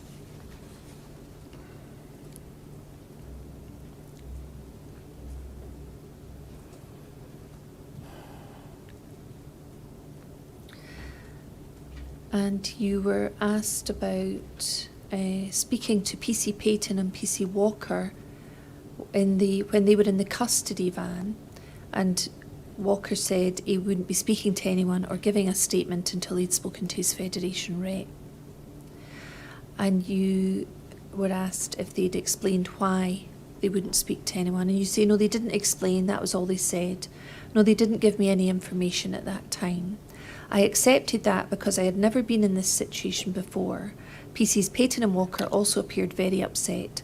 I didn't want to labour the point there, and then I knew we were all to go back to the police office and the investigative phase was about to commence. Was it Inspector K that had said that to you, or is that something you knew from your own? It was just an assumption that we had to go back and make sense of it all, but just through my service I knew the process that was potentially going to have to happen and find out what's going on that morning. So what was it that prompted PC Walker to say, I won't be speaking to anyone or giving a statement until I speak to my Federation rep? What had you said? I'd gone up to them. Alan had already given me a very brief resume when I was trying to establish what had happened. Is that PC Payton? Yeah, sorry, yeah. And then towards the end, when I think Mr. By had gone by an ambulance, they were in the van and they went up to him and just said, look, what's happened? You know, for my own information. And the both of them were extremely upset and in shock, and it basically intimated to me that they wanted Federation advice before they said anything else. I was their supervisor, so they maybe thought I would report back what they said and they wanted to get advice first. And you didn't feel at that stage that you could press that? Well, I didn't think it was the right time or place. At that time we were still at the locus, they were in clear shock, and I knew that processes were now going to work and come into place where we would have to provide an explanation of what's happened. Mm. And then can we look again at Perk 266, page 9, paragraph 10, so it's towards the bottom.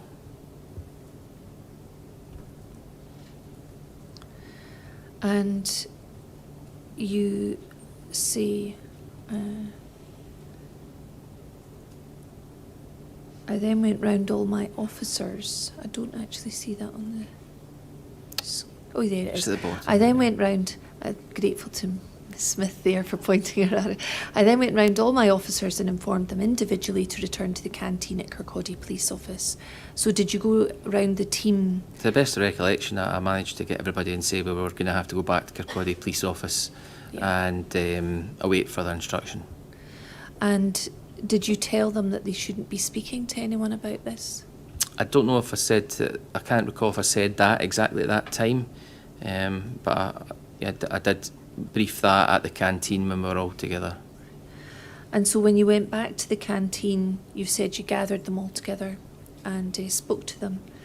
And I think you've said on page 4 of 267, Perk 267, you say that no officers were willing to tell me the full circumstances until they had spoken with the Police Federation. So by the time you went back to the canteen, none of the officers wanted to tell you the No, full circumstances? To be fair, when I got back to the canteen, all sort of supervisory capacity was not rescinded, but I was now part of the inquiry, if that makes sense. And I was basically told that someone would come in and take the management function, and I was to be involved as the group.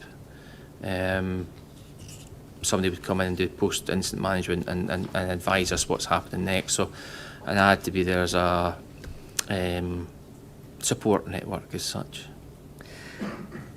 Before I move on, I've got one last question about the scene. Looking back now, do you feel that officers had sufficient support in relation to there was no ARV, there was no dog unit in attendance?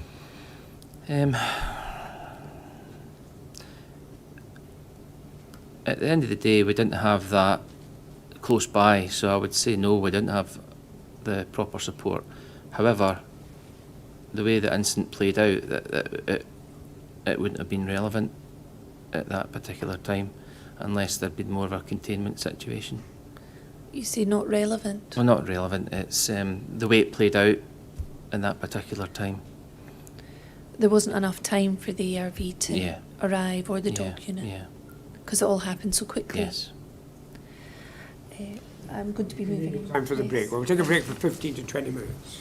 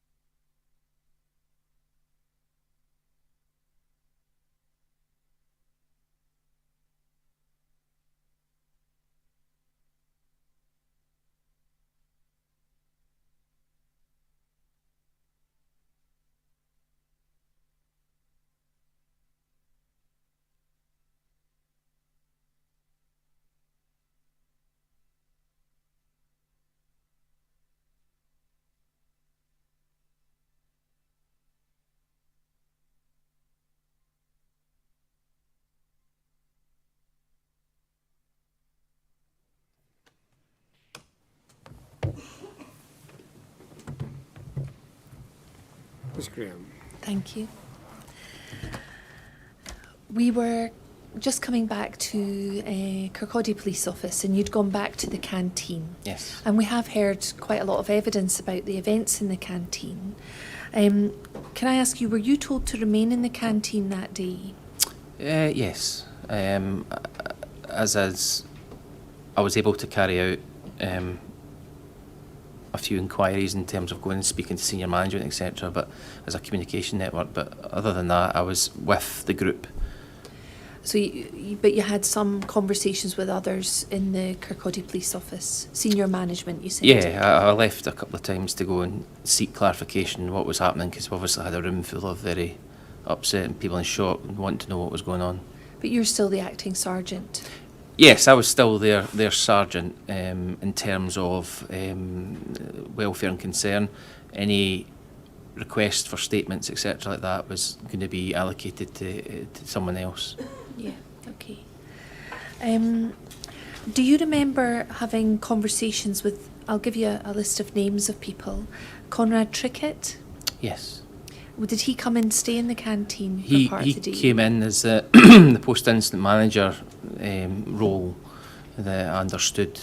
It's the first time I've been introduced to the post-incident management system, if you like. So I wasn't entirely clear, but he came in and kind of explained that he was going to come in and look after us for procedural wise, etc. Did he give you any advice about not speaking to people about what had happened? I believe he did. However, I make it very clear that that morning in the canteen was extremely difficult. The officers were in a state of shock, including myself, and a lot of messages, people were coming and going, senior management, a lot of messages, some maybe took in, some didn't. That was certainly speaking from my own personal experience. Because of the way you were feeling? Because of the way we were feeling. My role specifically was keeping officers, keeping them sane, if that makes sense, and keeping them in reality. They were very upset, shocked. I had officers that I'd known for years, senior officers, if you like, crying in my arms, things like this. I was there as that role. I just want to make that very clear. Do you want to say who any of those officers were? Well, PC Tomlinson was extremely distressed, as we may have already heard.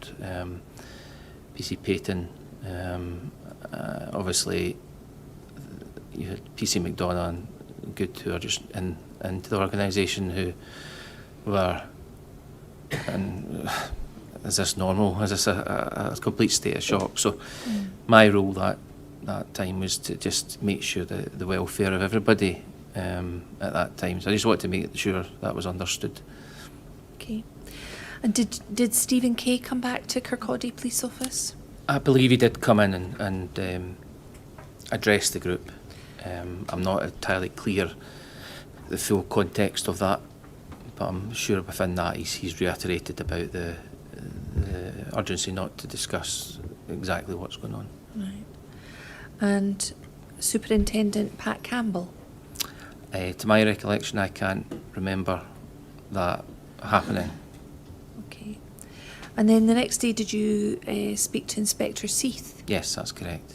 And did he give advice at all? He asked us he asked me to complete a use of force form, which I wasn't required to do, as I wasn't involved in the restraint.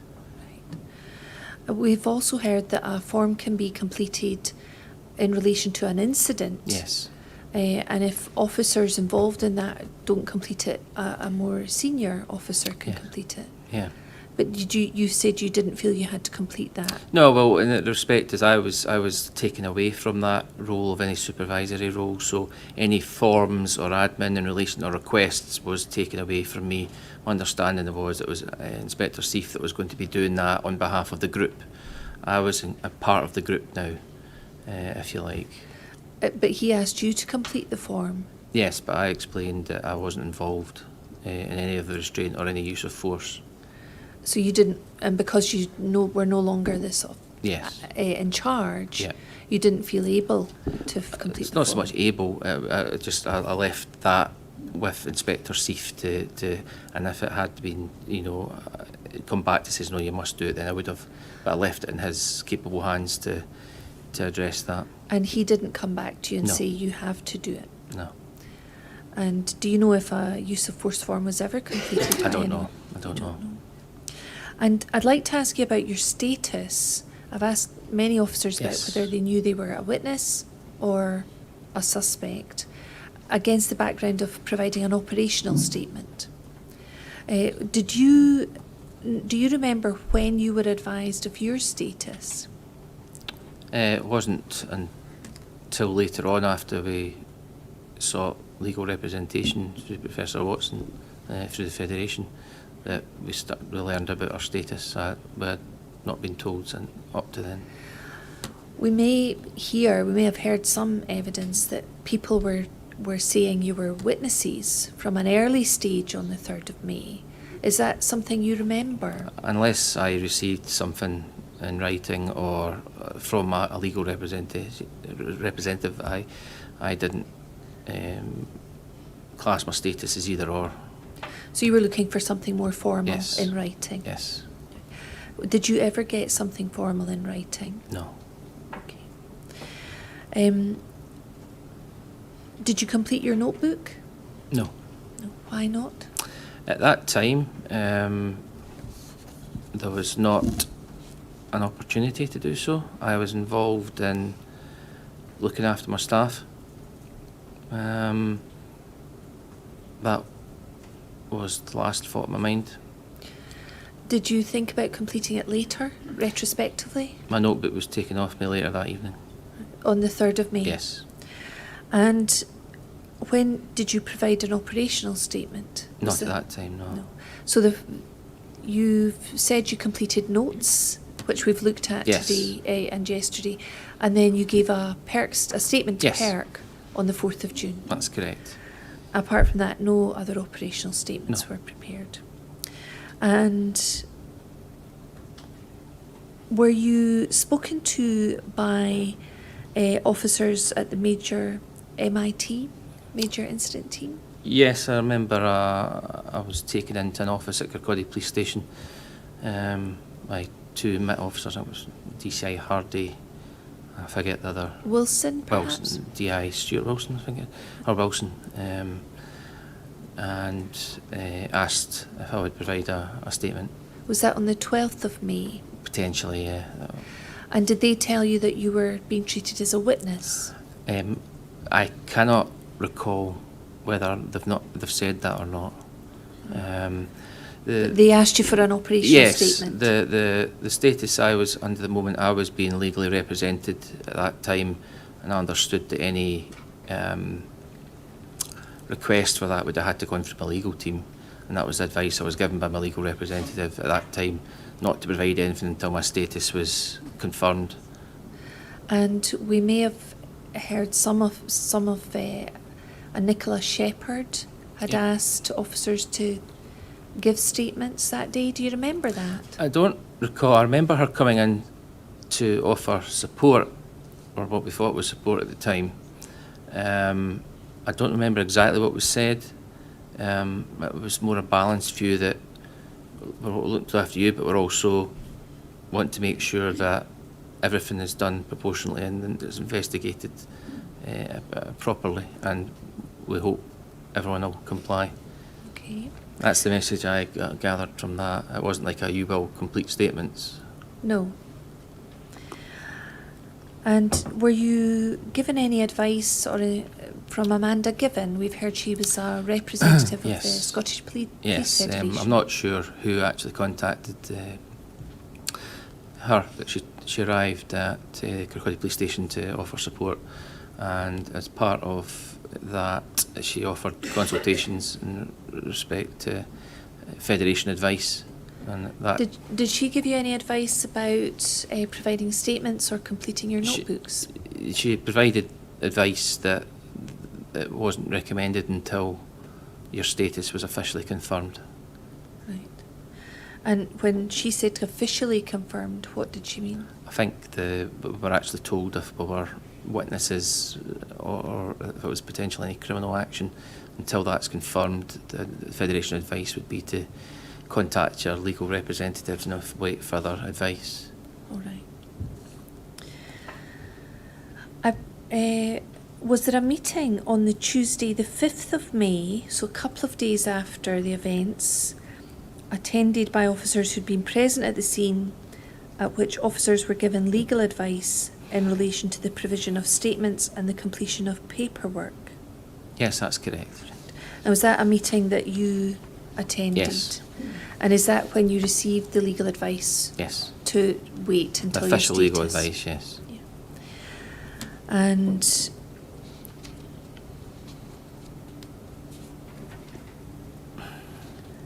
once you had been given that information from your lawyer that your official status was as a witness, not as a suspect, Yes, were you then prepared to give an operational statement? absolutely, yeah. And how soon after did that happen? I can't remember, but when we were officially, it was a case of we were just awaiting until the PERC had spoken to relevant people, and we made arrangements to have that statement noted. And so it was arrangements for the statement to be taken. Yes. I Once believe they so. were in place, I you believe were so, prepared. yeah. So As quick as we could. once you'd got your status confirmed via your lawyer, you were happy to give that statement. Yes. Thanks. Can I ask you some questions about race, please? Yep, certainly. As part of your training to be a sergeant, Yes. or to take on the role of acting police sergeant, did you have extra training in relation to equality and diversity? No. No. Have you ever been trained in your current role to identify potential racist attitudes, or to identify comments which are prejudicial or disrespectful, that type of thing? There's no specific training for that, no. Nothing like that at all? Not to identify, other than the basic training we had at the basic training 15 weeks, we had the diversity training, which lasted about a week. Was that at Tully Allen? Yes. And how long ago was that for you? 14 years ago. Right. And you've had no other training in equality and diversity since then? Not an official. We have got an equality and diversity team, inclusion team that liaises with other agencies and pass on messages through our visual coordination unit, and they come out on emails just to keep officers' awareness of certain issues. And is that something officers are obliged to read? They should be reading it, yeah. I can't comment whether they do or not. How do you deal in your role as a sergeant with issues of discrimination that appear to exist, say, in attitudes of members of your teams? How would you deal with that? Well, I've been fortunate that I've never had to deal with such an incident, but if I have to deal with it, it's dealt with by the book. I would seek advice as well from HR, but it would not be tolerated. Depending on the level, it could be education, but then potentially it could lead into disciplinary, depending on the level and how much investigation we need, etc. And are HR the department that you would seek support or advice People direct. from? We've got a people direct team that that would help us with any HR issue. It would just be for advice initially, but I would also speak to senior officers or officers that have been through a similar process. Okay. We've heard that there were no black officers in Kirkcaldy in 2015. In your role at that time as acting police sergeant, did you feel you were in a good position to identify examples of racist behaviour or attitudes? Yes. From my own personal life standards as well, I hold high regard to my personal status. I wouldn't accept that personal life, so that's a good grounding. I was also community officer for 2 years in the Temple Hall area of Kirkcaldy, where I was mosque liaison officer and held community groups, community meetings. So I would like to think I had contact with the majority of the people in Kirkcaldy in the Temple Hall area. And again, through interaction with the mosque, and also dealing with reports of racist behaviour, investigating crime. So I'd like to think that, yes, I am in a good position to identify any discriminatory racial behaviour. So you were involved as a community officer for 2 years, dealing with and interacting with the community, including Yes. the black community. Yes. And you had interactions with the mosque or people there, and also dealing with reports of racist behaviour. Yes. So crimes that you were investigating. And as part of that, did you have involvement with black people, both as suspects of crimes and as witnesses to crimes, Yes. and as victims Yes. of crime? And how often did you come into contact with members of the black community? Not very regularly, No. no. Can you give us an indication? I mean, there's interactions. Kirkcaldy's quite a busy town with a hospital, shopping complexes, etc. So, and there was a few people that we dealt with on a regular basis that involved in shopliftings and drugs, etc. So, there was a few interactions with black individuals as suspects, but again, they don't get treated any different to, as I would deal with a white suspect or Asian suspect. Mm-hmm. There's not any different. The whole equality training, I try and treat everybody as individuals. It's not, well, they're black, so they must be treated a certain way. That just doesn't happen. Okay. In 2015, were you aware that there had been a number of deaths in the US or in England where black men had been restrained by the police? Yes, And how were you aware of that? mostly media. Not specific advice or information or training from within Police Scotland? No, No. So just general watching the news and Yeah. seeing things on the internet? personal life. And were you aware that statistically there was an increased risk of death if a black man was restrained by No. police officers? No. Were you aware of public concerns about deaths of black men after restraint? Certainly from the media, Yeah. not in my role as a... Was it an issue that was raised within Police Scotland in any format? No. When you saw Mr. Bio on the ground, you'd be aware that he was black Yes. and that he had been restrained by a number of officers. You've mentioned in your PERC statement that all officers are aware of positional asphyxia. Can you tell us what a positional asphyxia is as far as you're concerned? Basically, when the organs within the body can't get enough oxygen into it, if they've increased weight or something's impeding the system to get enough oxygen in. And could that include weight or pressure being put on someone when they're on the ground? Yes. Particularly if they're prone? Yes, that's the first thing we're taught in operational safety, is to try and limit the amount of time that people are on their front or pressures applied. When you saw Mr. Bio on the ground, having been restrained, did you at that time consider, we need to get him up, we need to get him sitting, we need to get him off the ground as soon as possible? He was on his side at the time, and I considered that appropriate at that time. Did you consider at that stage the potential medical implications, maybe more serious, for Mr. Bio on the ground?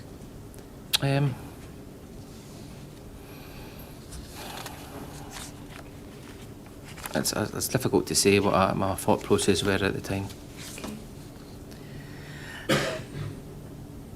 As part of your original training in Tullyallen and just your general awareness, have you been taught, or are you aware, and do you recognise that there are a number of black stereotypes that can exist, attitudes? Yeah, the training did cover stereotypes. Right. So it did cover stereotypes? Yes. As part of your training Yes. in Tullyallen? Yes. And did it cover how you can guard against the stereotypes and the risks associated with making assumptions about people? I don't think it went into specific detail about that. I think it just mentioned briefly you need to be guarded, but it didn't give you techniques or self-reflection or anything like that. So it didn't teach you how to guard against that? Not that I'm aware of. I can't recall. That's not something you've been taught in Police Scotland? No. Can you tell us what sort of stereotypes are you aware of?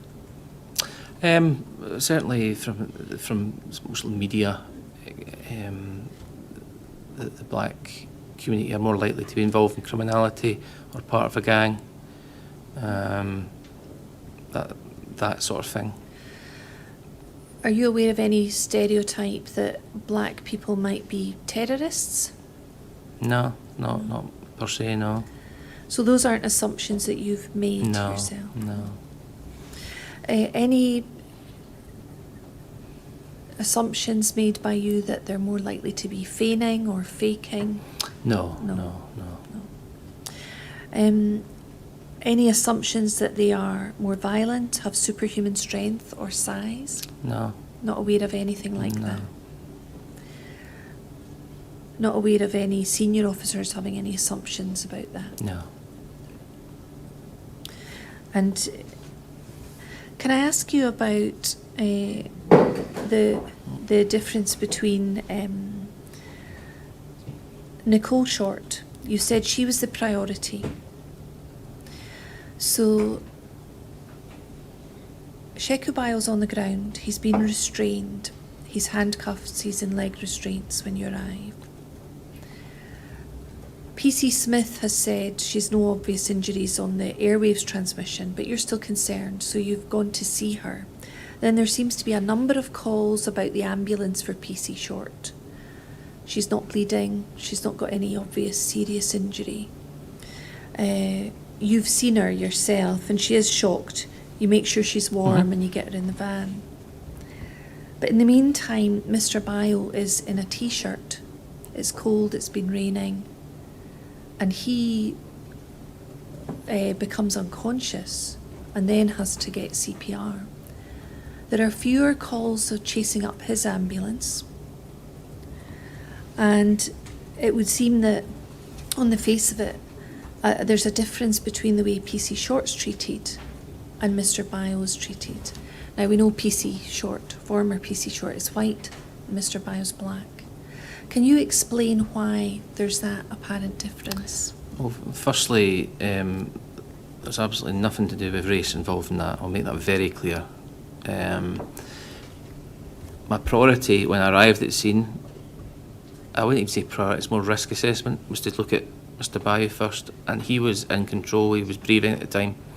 Then I said my priority, but my next part was risk assessment for Nicole. I was happy with what was happening with Mr. Bayou at that time. So I'm not saying that she was priority over Mr. Bayou. Once I'd done what I had to do with Nicole, I went back to Mr. Bayou and I chased up the ambulance. Right.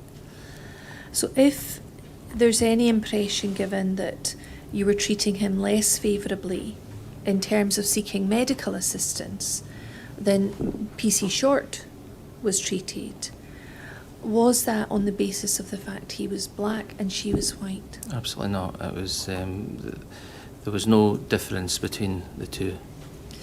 And do you think there's any possibility that there was some unconscious bias being demonstrated at that time by you or any member of the team? I wouldn't like to think so. I certainly didn't feel that was the case. Certainly if anyone would like to point that out to me, I'd be happy to listen, but I don't think that's the case. All right. Is there anything else?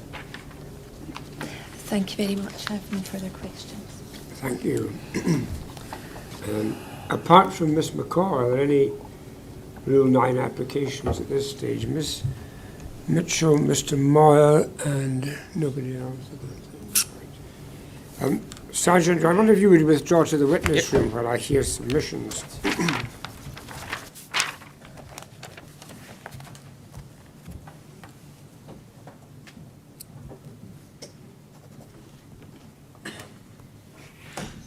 Now, if you'd like to come to the Mr. Moyle, if you come as well to the table.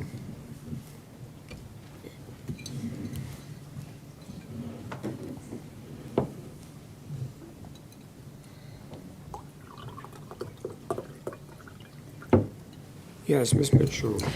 Yes, the first issue I would like to ask about is senior counsel to the inquiry asked at page 54 of this witness whether or not his recollection could be wrong when he gave evidence about the fact that he'd seen Mr. Bio wiggling free from the cuffs and the restraints, or trying to do so. And senior counsel said, we have heard other evidence that when he was turned onto his left-hand side, he had stopped moving, but that's not your recollection. And he said, that's certainly not how I recall it anyway. Is it possible you could be wrong about that? Potentially.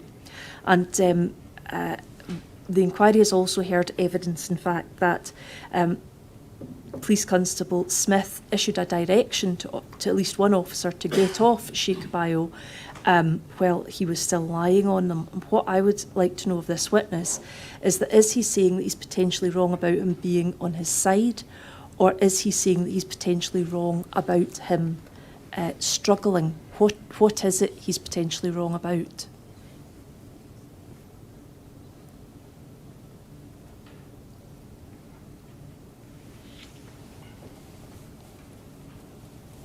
Yes. Another issue interrelated to arriving at the scene was whether or not he saw batons lying around when he saw Mr. Bio being restrained, and did that suggest to him that batons had been used?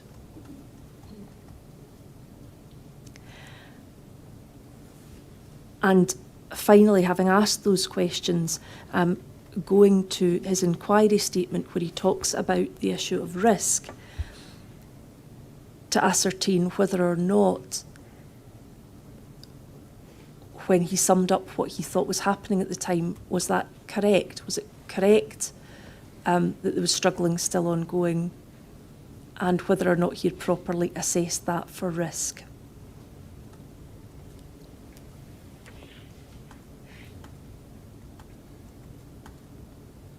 So assessed what for this? What happens if the inquiry has, it's page 4 of 22 of his inquiry statement at paragraphs 10 and 11, he gives evidence there in his statement that he was still struggling at the time. Now, dependent upon his answers, I would like to explore the question of whether or not he was correct about that, and if he wasn't correct about it, would that have impacted upon his risk assessment, i.e. if he'd arrived and Mr. Bio was already not struggling and there were batons lying about, should his risk assessment have been different?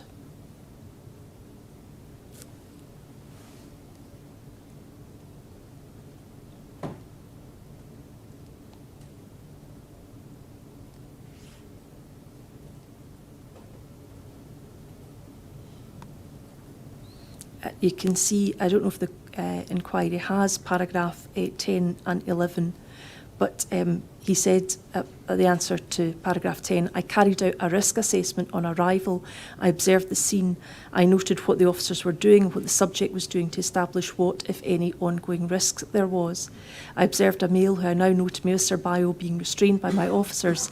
He was continuing to struggle, but as my officers were restraining him effectively and appeared to have control of the situation, I felt that any risk to Mr. Bio or my officers was low. My assessment then changed to ensuring everyone's safety and preserving the crime scene. And then going on to number 11, he said the risk factor I considered on arrival was whether my officers had control of the perceived subject and what risk he was presenting. Once I assessed whether my officers had control of the subject, who I now know to be Mr. Bio, and determined that they did so, I then assessed whether the restraint of Mr. Bio was causing a risk to my officers or himself. But the oddity of this police constable's statement is that he says that when he arrives, Mr. Bio is already on his side, but we've heard the officers give evidence that before Mr. Bio was placed on his side, he'd already stopped struggling. Are these all the issues you wish to raise? So those are, that is one issue. The next issue is in relation to the Perk statement that he gave, where he says PC Payton and Walker set out their stall early. And it's to inquire by what he meant by setting out their stall early, and what was said in them setting out their stall So early. which statement is that? That's their Perk statement. I think that's page 10 of 13. There are two. There's his own self-made statement, which has a perk number. It's 266, my lord. 266, right. And that's page, I think that's page 10 of 13. It says both PC Walker and PC Payton had set their stall early. They are looked upon by the rest of the shift as being senior and role models. In the conversations, there was no direction from anybody as to what to do or not to do. There was anger, frustration, which came from worry, and it's to explore what was the anger and what was the frustration. What were the officers angry about? What did they say? What were they frustrated about, and what did they say?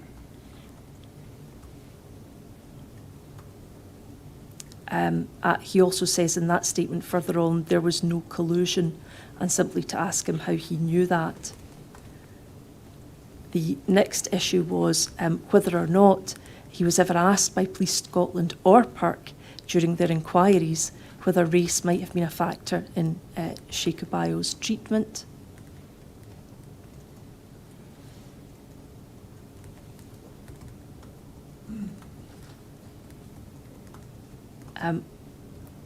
I would like to ask whether or not he gave a statement to the Federation.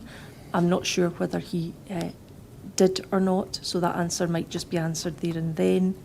And finally, given that he had a particular role as a sort of, he's described his care-giving role and his comforting role during the breaks, to ask whether or not anyone at all mentioned race as a factor, that being an issue in particular, that it was a black man that had died.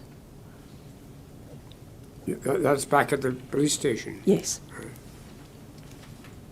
Are these all your issues? Yes, Lord. Thank you. Mr. Moore? To Miss Mitchell for one moment, please. Yes. Are you referring to the...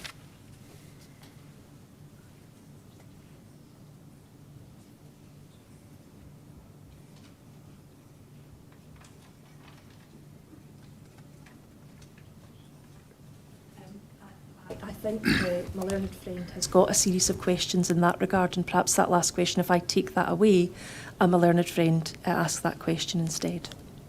Mr. Moore? Yes, sir. There was a slight crossover, I think, of the questions that Miss Mitchell and I were going to ask. The question I would like to ask, it follows on from page 80 of the live transcript. The chair will see that Police Sergeant Maxwell was aware of deaths of black men in US and English situations, and at page 80, lines 23 to 25, he was aware of public concern about the death of black men after restraint from the media. And the question I would like to ask him is, when he was in the canteen with his police colleagues, did those issues occur to him? And if they did, was he concerned that allegations of racism may arise? And did he discuss that, or did anyone raise that issue with him in the canteen? And by anyone, I mean fellow police officers, sir. Thank you. That's all I wish to ask. Yes, thank you. Well, I'm going to rise to consider these submissions.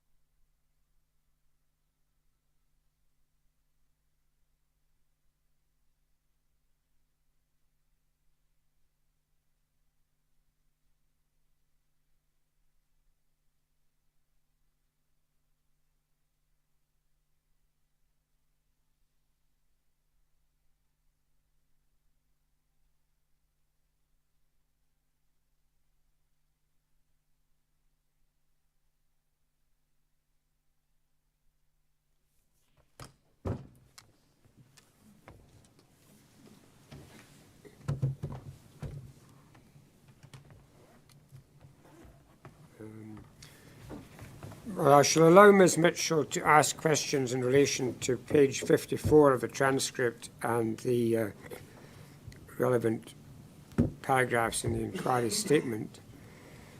I shall not allow her to ask questions in relation to PC Walker and Peyton setting out their stall earlier. I've looked at that and it's, to my mind, perfectly plain what the position is.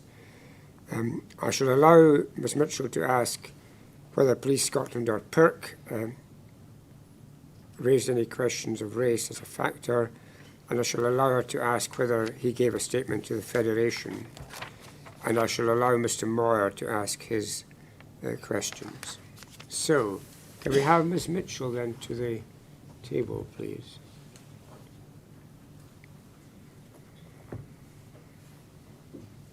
And the witness back.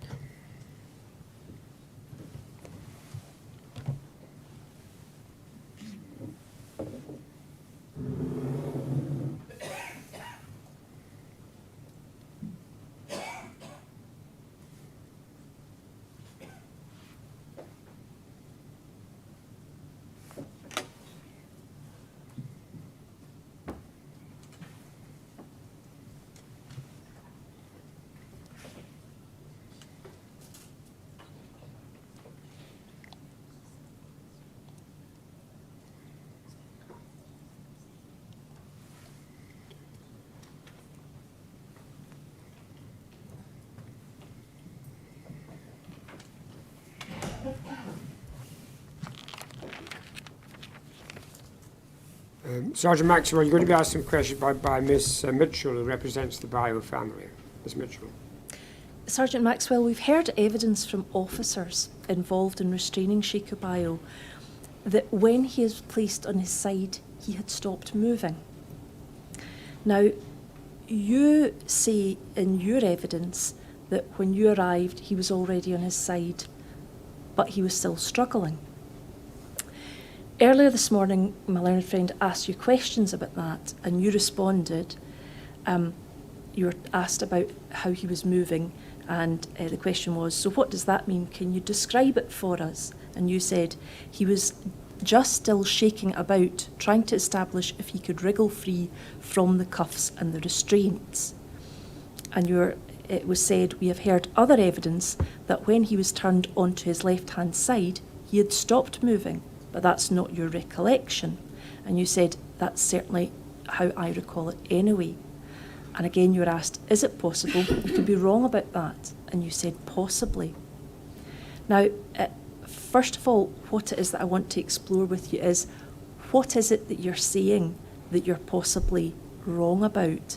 Are you saying that you're potentially wrong about him being on his side at that point? Or are you potentially wrong about him struggling? It's the movement. I was sure he was on his side. It was the movement aspect of it. So if we have heard evidence from police officers who were effectively hands-on during the restraint, and they said that by the time they moved him to his side, he was no longer struggling, would the inquiry be better at preferring their recollection of events to your recollection of events on that point? I would say they were in a better position to confirm if he was moving or struggling at that time. When you arrived, you would have seen the area where Sheikh Bio was lying. Did you see batons lying around that area? I can't recall actually seen them lying about the area at that time. Do you recall at any point becoming aware of the batons? I believe towards the end of my time at Locus, I believe DC Connell had intimated that he'd collected some batons off the street. But had you not been aware of them No, or seen them no, before? No. By the time that you arrived at the scene, you were aware that PAVA or CS gas had been used, is that correct? No, by the time I'd arrived, no. Just when you arrived? When I you were spoke to made aware. PC Peyton, yes. I wonder if we can go to page 4 of your inquiry statement, that's number 44, and if we can go to paragraphs 10 and 11, that's page 4.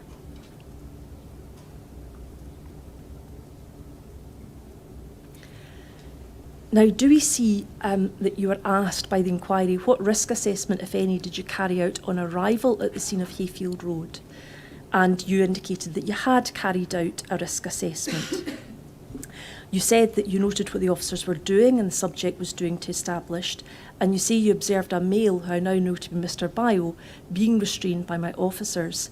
He was continuing to struggle, but as my officers were restraining him effectively and appeared to have control of the situation, I felt that any risk to Mr. Bio or my officers was low. My risk assessment then changed to ensuring everyone's safety and preserving the crime scene.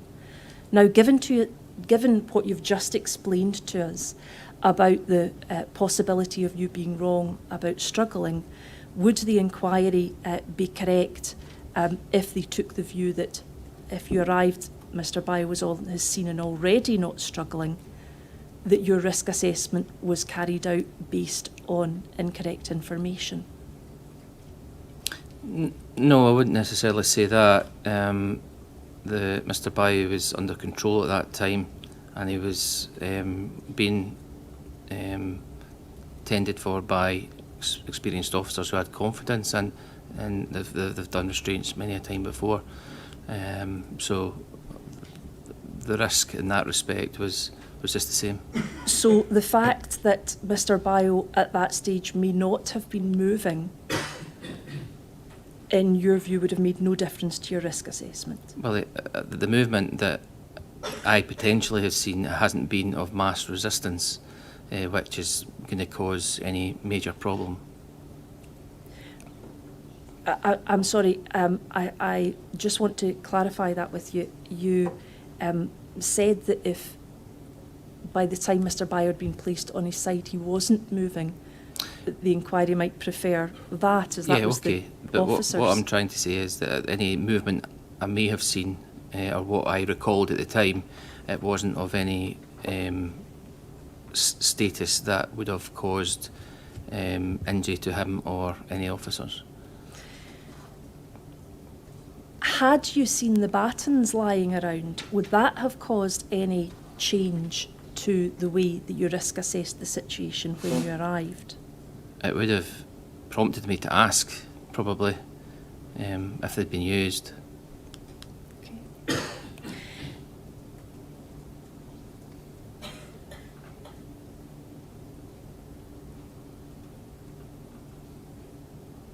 I wonder then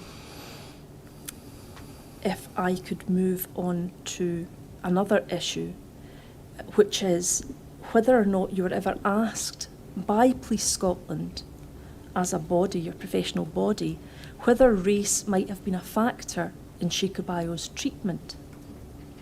I wasn't never asked that directly by Police Scotland. When you say you were never asked that directly Well, by I was Police never asked, Scotland, sorry. were you ever asked by PERC whether race might have been a factor in Sheikha Bio's treatment?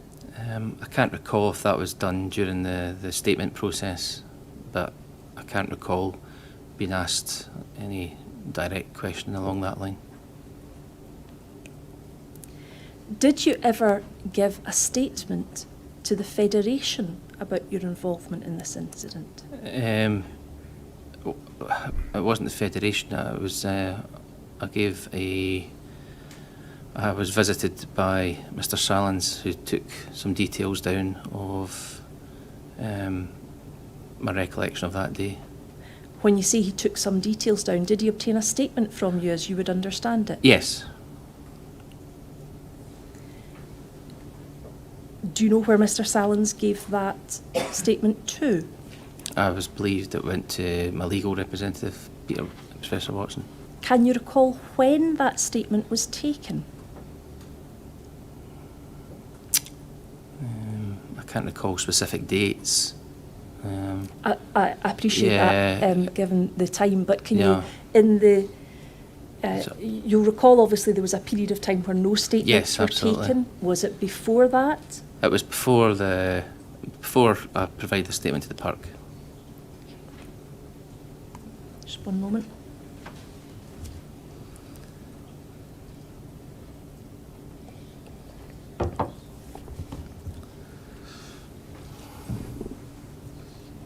No further questions. Seat, and Mr. Moyer, if you come to the table.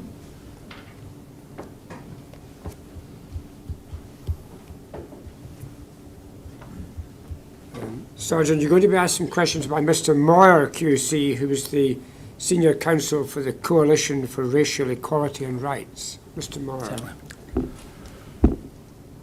Sergeant Maxwell, you may recall giving evidence earlier on this morning that you were aware of deaths of black men in custody in the US and in England in 2015, and later on that you were aware of public concerns about the deaths of black men in police restraint situations. Do you remember that? Yes. When you all returned to the canteen, I think you were in the canteen for several hours, is that Yes, correct? that's correct, yes. Did you have any concerns that there may be allegations that Mr. Bayo's race had played a part in his death in police custody during that time you were in the canteen? I'm actually talking about the time you're actually in the canteen.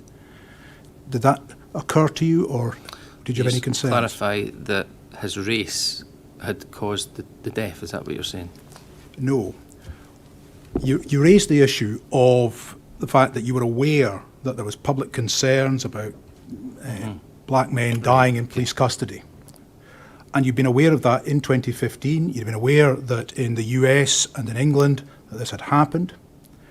And in that knowledge, in that awareness, did you have any concerns at that time when you were in the canteen on that day that there may be allegations that Mr. Bayo's race had played a part in his death in police custody? Did that occur to you? There was a lot of things that went through my mind that day. Obviously, what, you know, if I'm going to be criminalised or classed as a murderer or anything like that, and it did go through my head that the race involved, due to the media speculation, might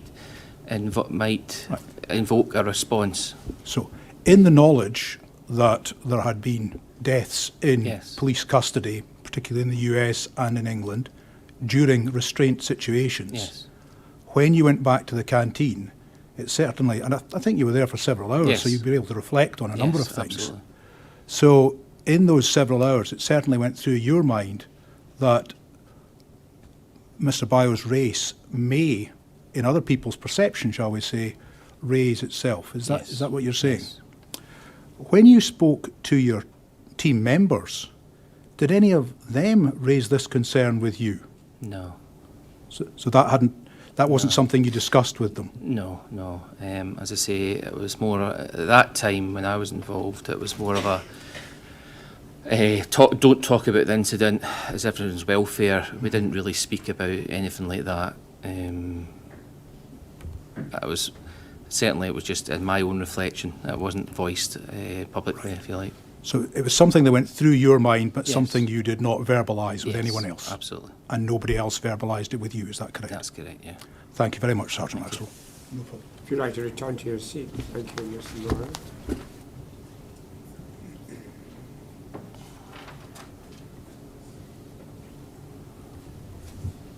Now, Ms. McCall, do you have an application? Yes. If you'd like to come to the table, please.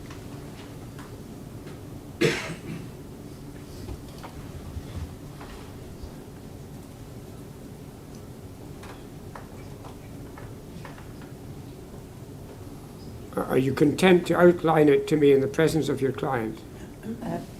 That's a matter for you, sir. There are a number of issues. Right. I'm aware there's been a different practice with different witnesses. I think when it's your own client, I'm Yes, I mean, I'm happy content. for him to sit. I'm content. Yeah. The first issue is in relation to his understanding of radio messages. And this was dealt with yesterday in evidence at page 131, 132 of the transcript. with reference to the evidence video timeline. And there's two messages initially to be clarified in terms of his understanding. The first is the message from the controller, and you've heard, sir, repeatedly Senior Counsel of the Inquiry refer to the message about chasing, and then the pause, and then someone. In my submission, there is also a pause after the word someone, and I wanted to play that message to Sergeant Maxwell and see whether that second pause impacted his understanding of the meaning that he described yesterday. The second question, in terms of his understanding of that message, is whether, regardless of any pauses, it was clear from the messages from the controller that there was an ongoing disturbance. The third matter to do with understanding of messages relates to the message from Inspector Stewart at 07/2013, which Inspector Stewart purported to be a stay safe message. Sergeant Maxwell described his own stay safe message, and it was to ask him whether he understood whether Inspector Stewart was issuing a recognisable stay safe message.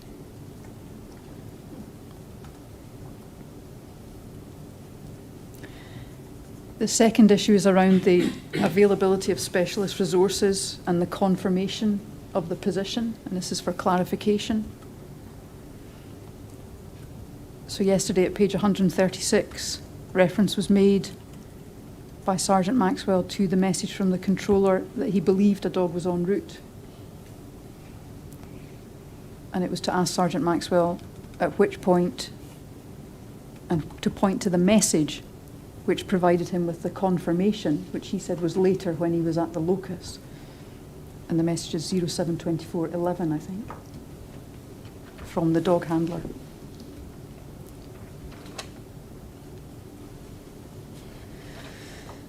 The next issue is for clarification in relation to Sergeant Maxwell's consideration of terrorism in respect of this incident. This is around page 158 of yesterday's transcript, with reference to his statements and notes,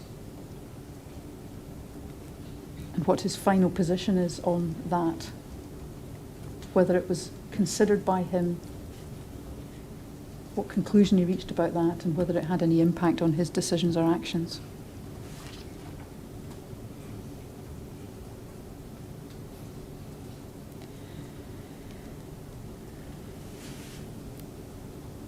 The next issue is in relation to the questions he was asked with reference to his PERC statement 266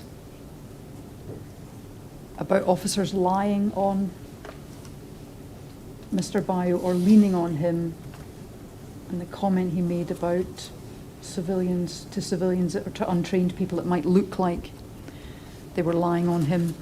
It was simply to ask him about the process of taking that statement by the PERC and whether he was responding to questions from the PERC about what others might have said they saw.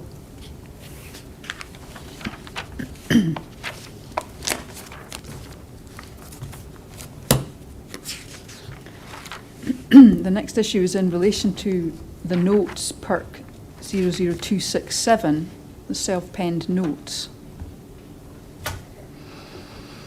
to ask Sergeant Maxwell about the status of those and what potential use they may be to the inquiry, because he's been asked a number of questions about their content.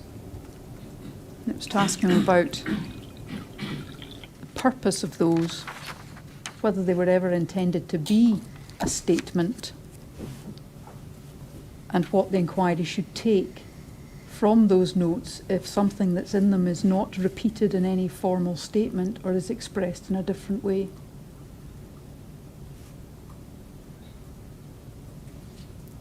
And that's designed to let the inquiry understand whether Sergeant Maxwell ever intended that document to be a statement made by him.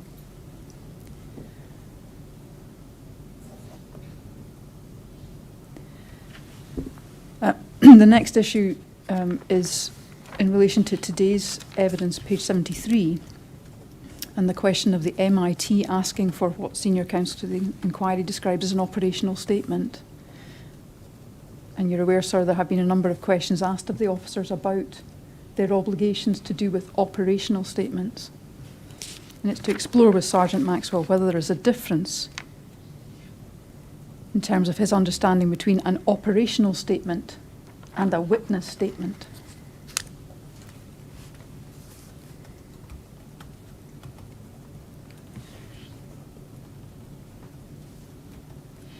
The next matter is a matter raised by Senior Counsel of the Inquiry today at page 84 of the transcript in relation to an impression of bias in favour of Constable Short and against Mr. Bio because of their respective races in the pursuing of the calls for the ambulance. And Senior Counsel of the Inquiry put it to Sergeant Maxwell that there were more calls to the ambulance about Constable Short being prioritised than there were in respect of the ambulance and the state of Mr. Bio. And it was to take Sergeant Maxwell to the communications that he made about those two individuals to demonstrate that, in fact, he made 4 communications about Mr. Bio and only 2 about Constable Short. And so any impression, as put by Senior Counsel of the Inquiry, would be wrong. And the last matter is whether it would be of assistance to the inquiry for Sergeant Maxwell to describe any previous experience of knife incidents. That's a question that's been asked of every other officer, but not of him. And it seems to me, sir, that there are 2 relevant reasons for asking that question of officers at the scene. The first, and this doesn't apply to Sergeant Maxwell, is whether officers have acted differently in the past when confronted with a suspect potentially in possession of a knife, in terms of their restraint and so on. But also what risks there are for officers at this kind of call, and whether the sort of force employed on this occasion has been used on other occasions, and the unpredictability of what can occur at a knife incident. And Sergeant Maxwell has experience of 2 incidents, one with a actively resistant perpetrator and one with a fully compliant suspect, which resulted on both occasions in an officer being stabbed. It's a question of whether that's of assistance to the inquiry.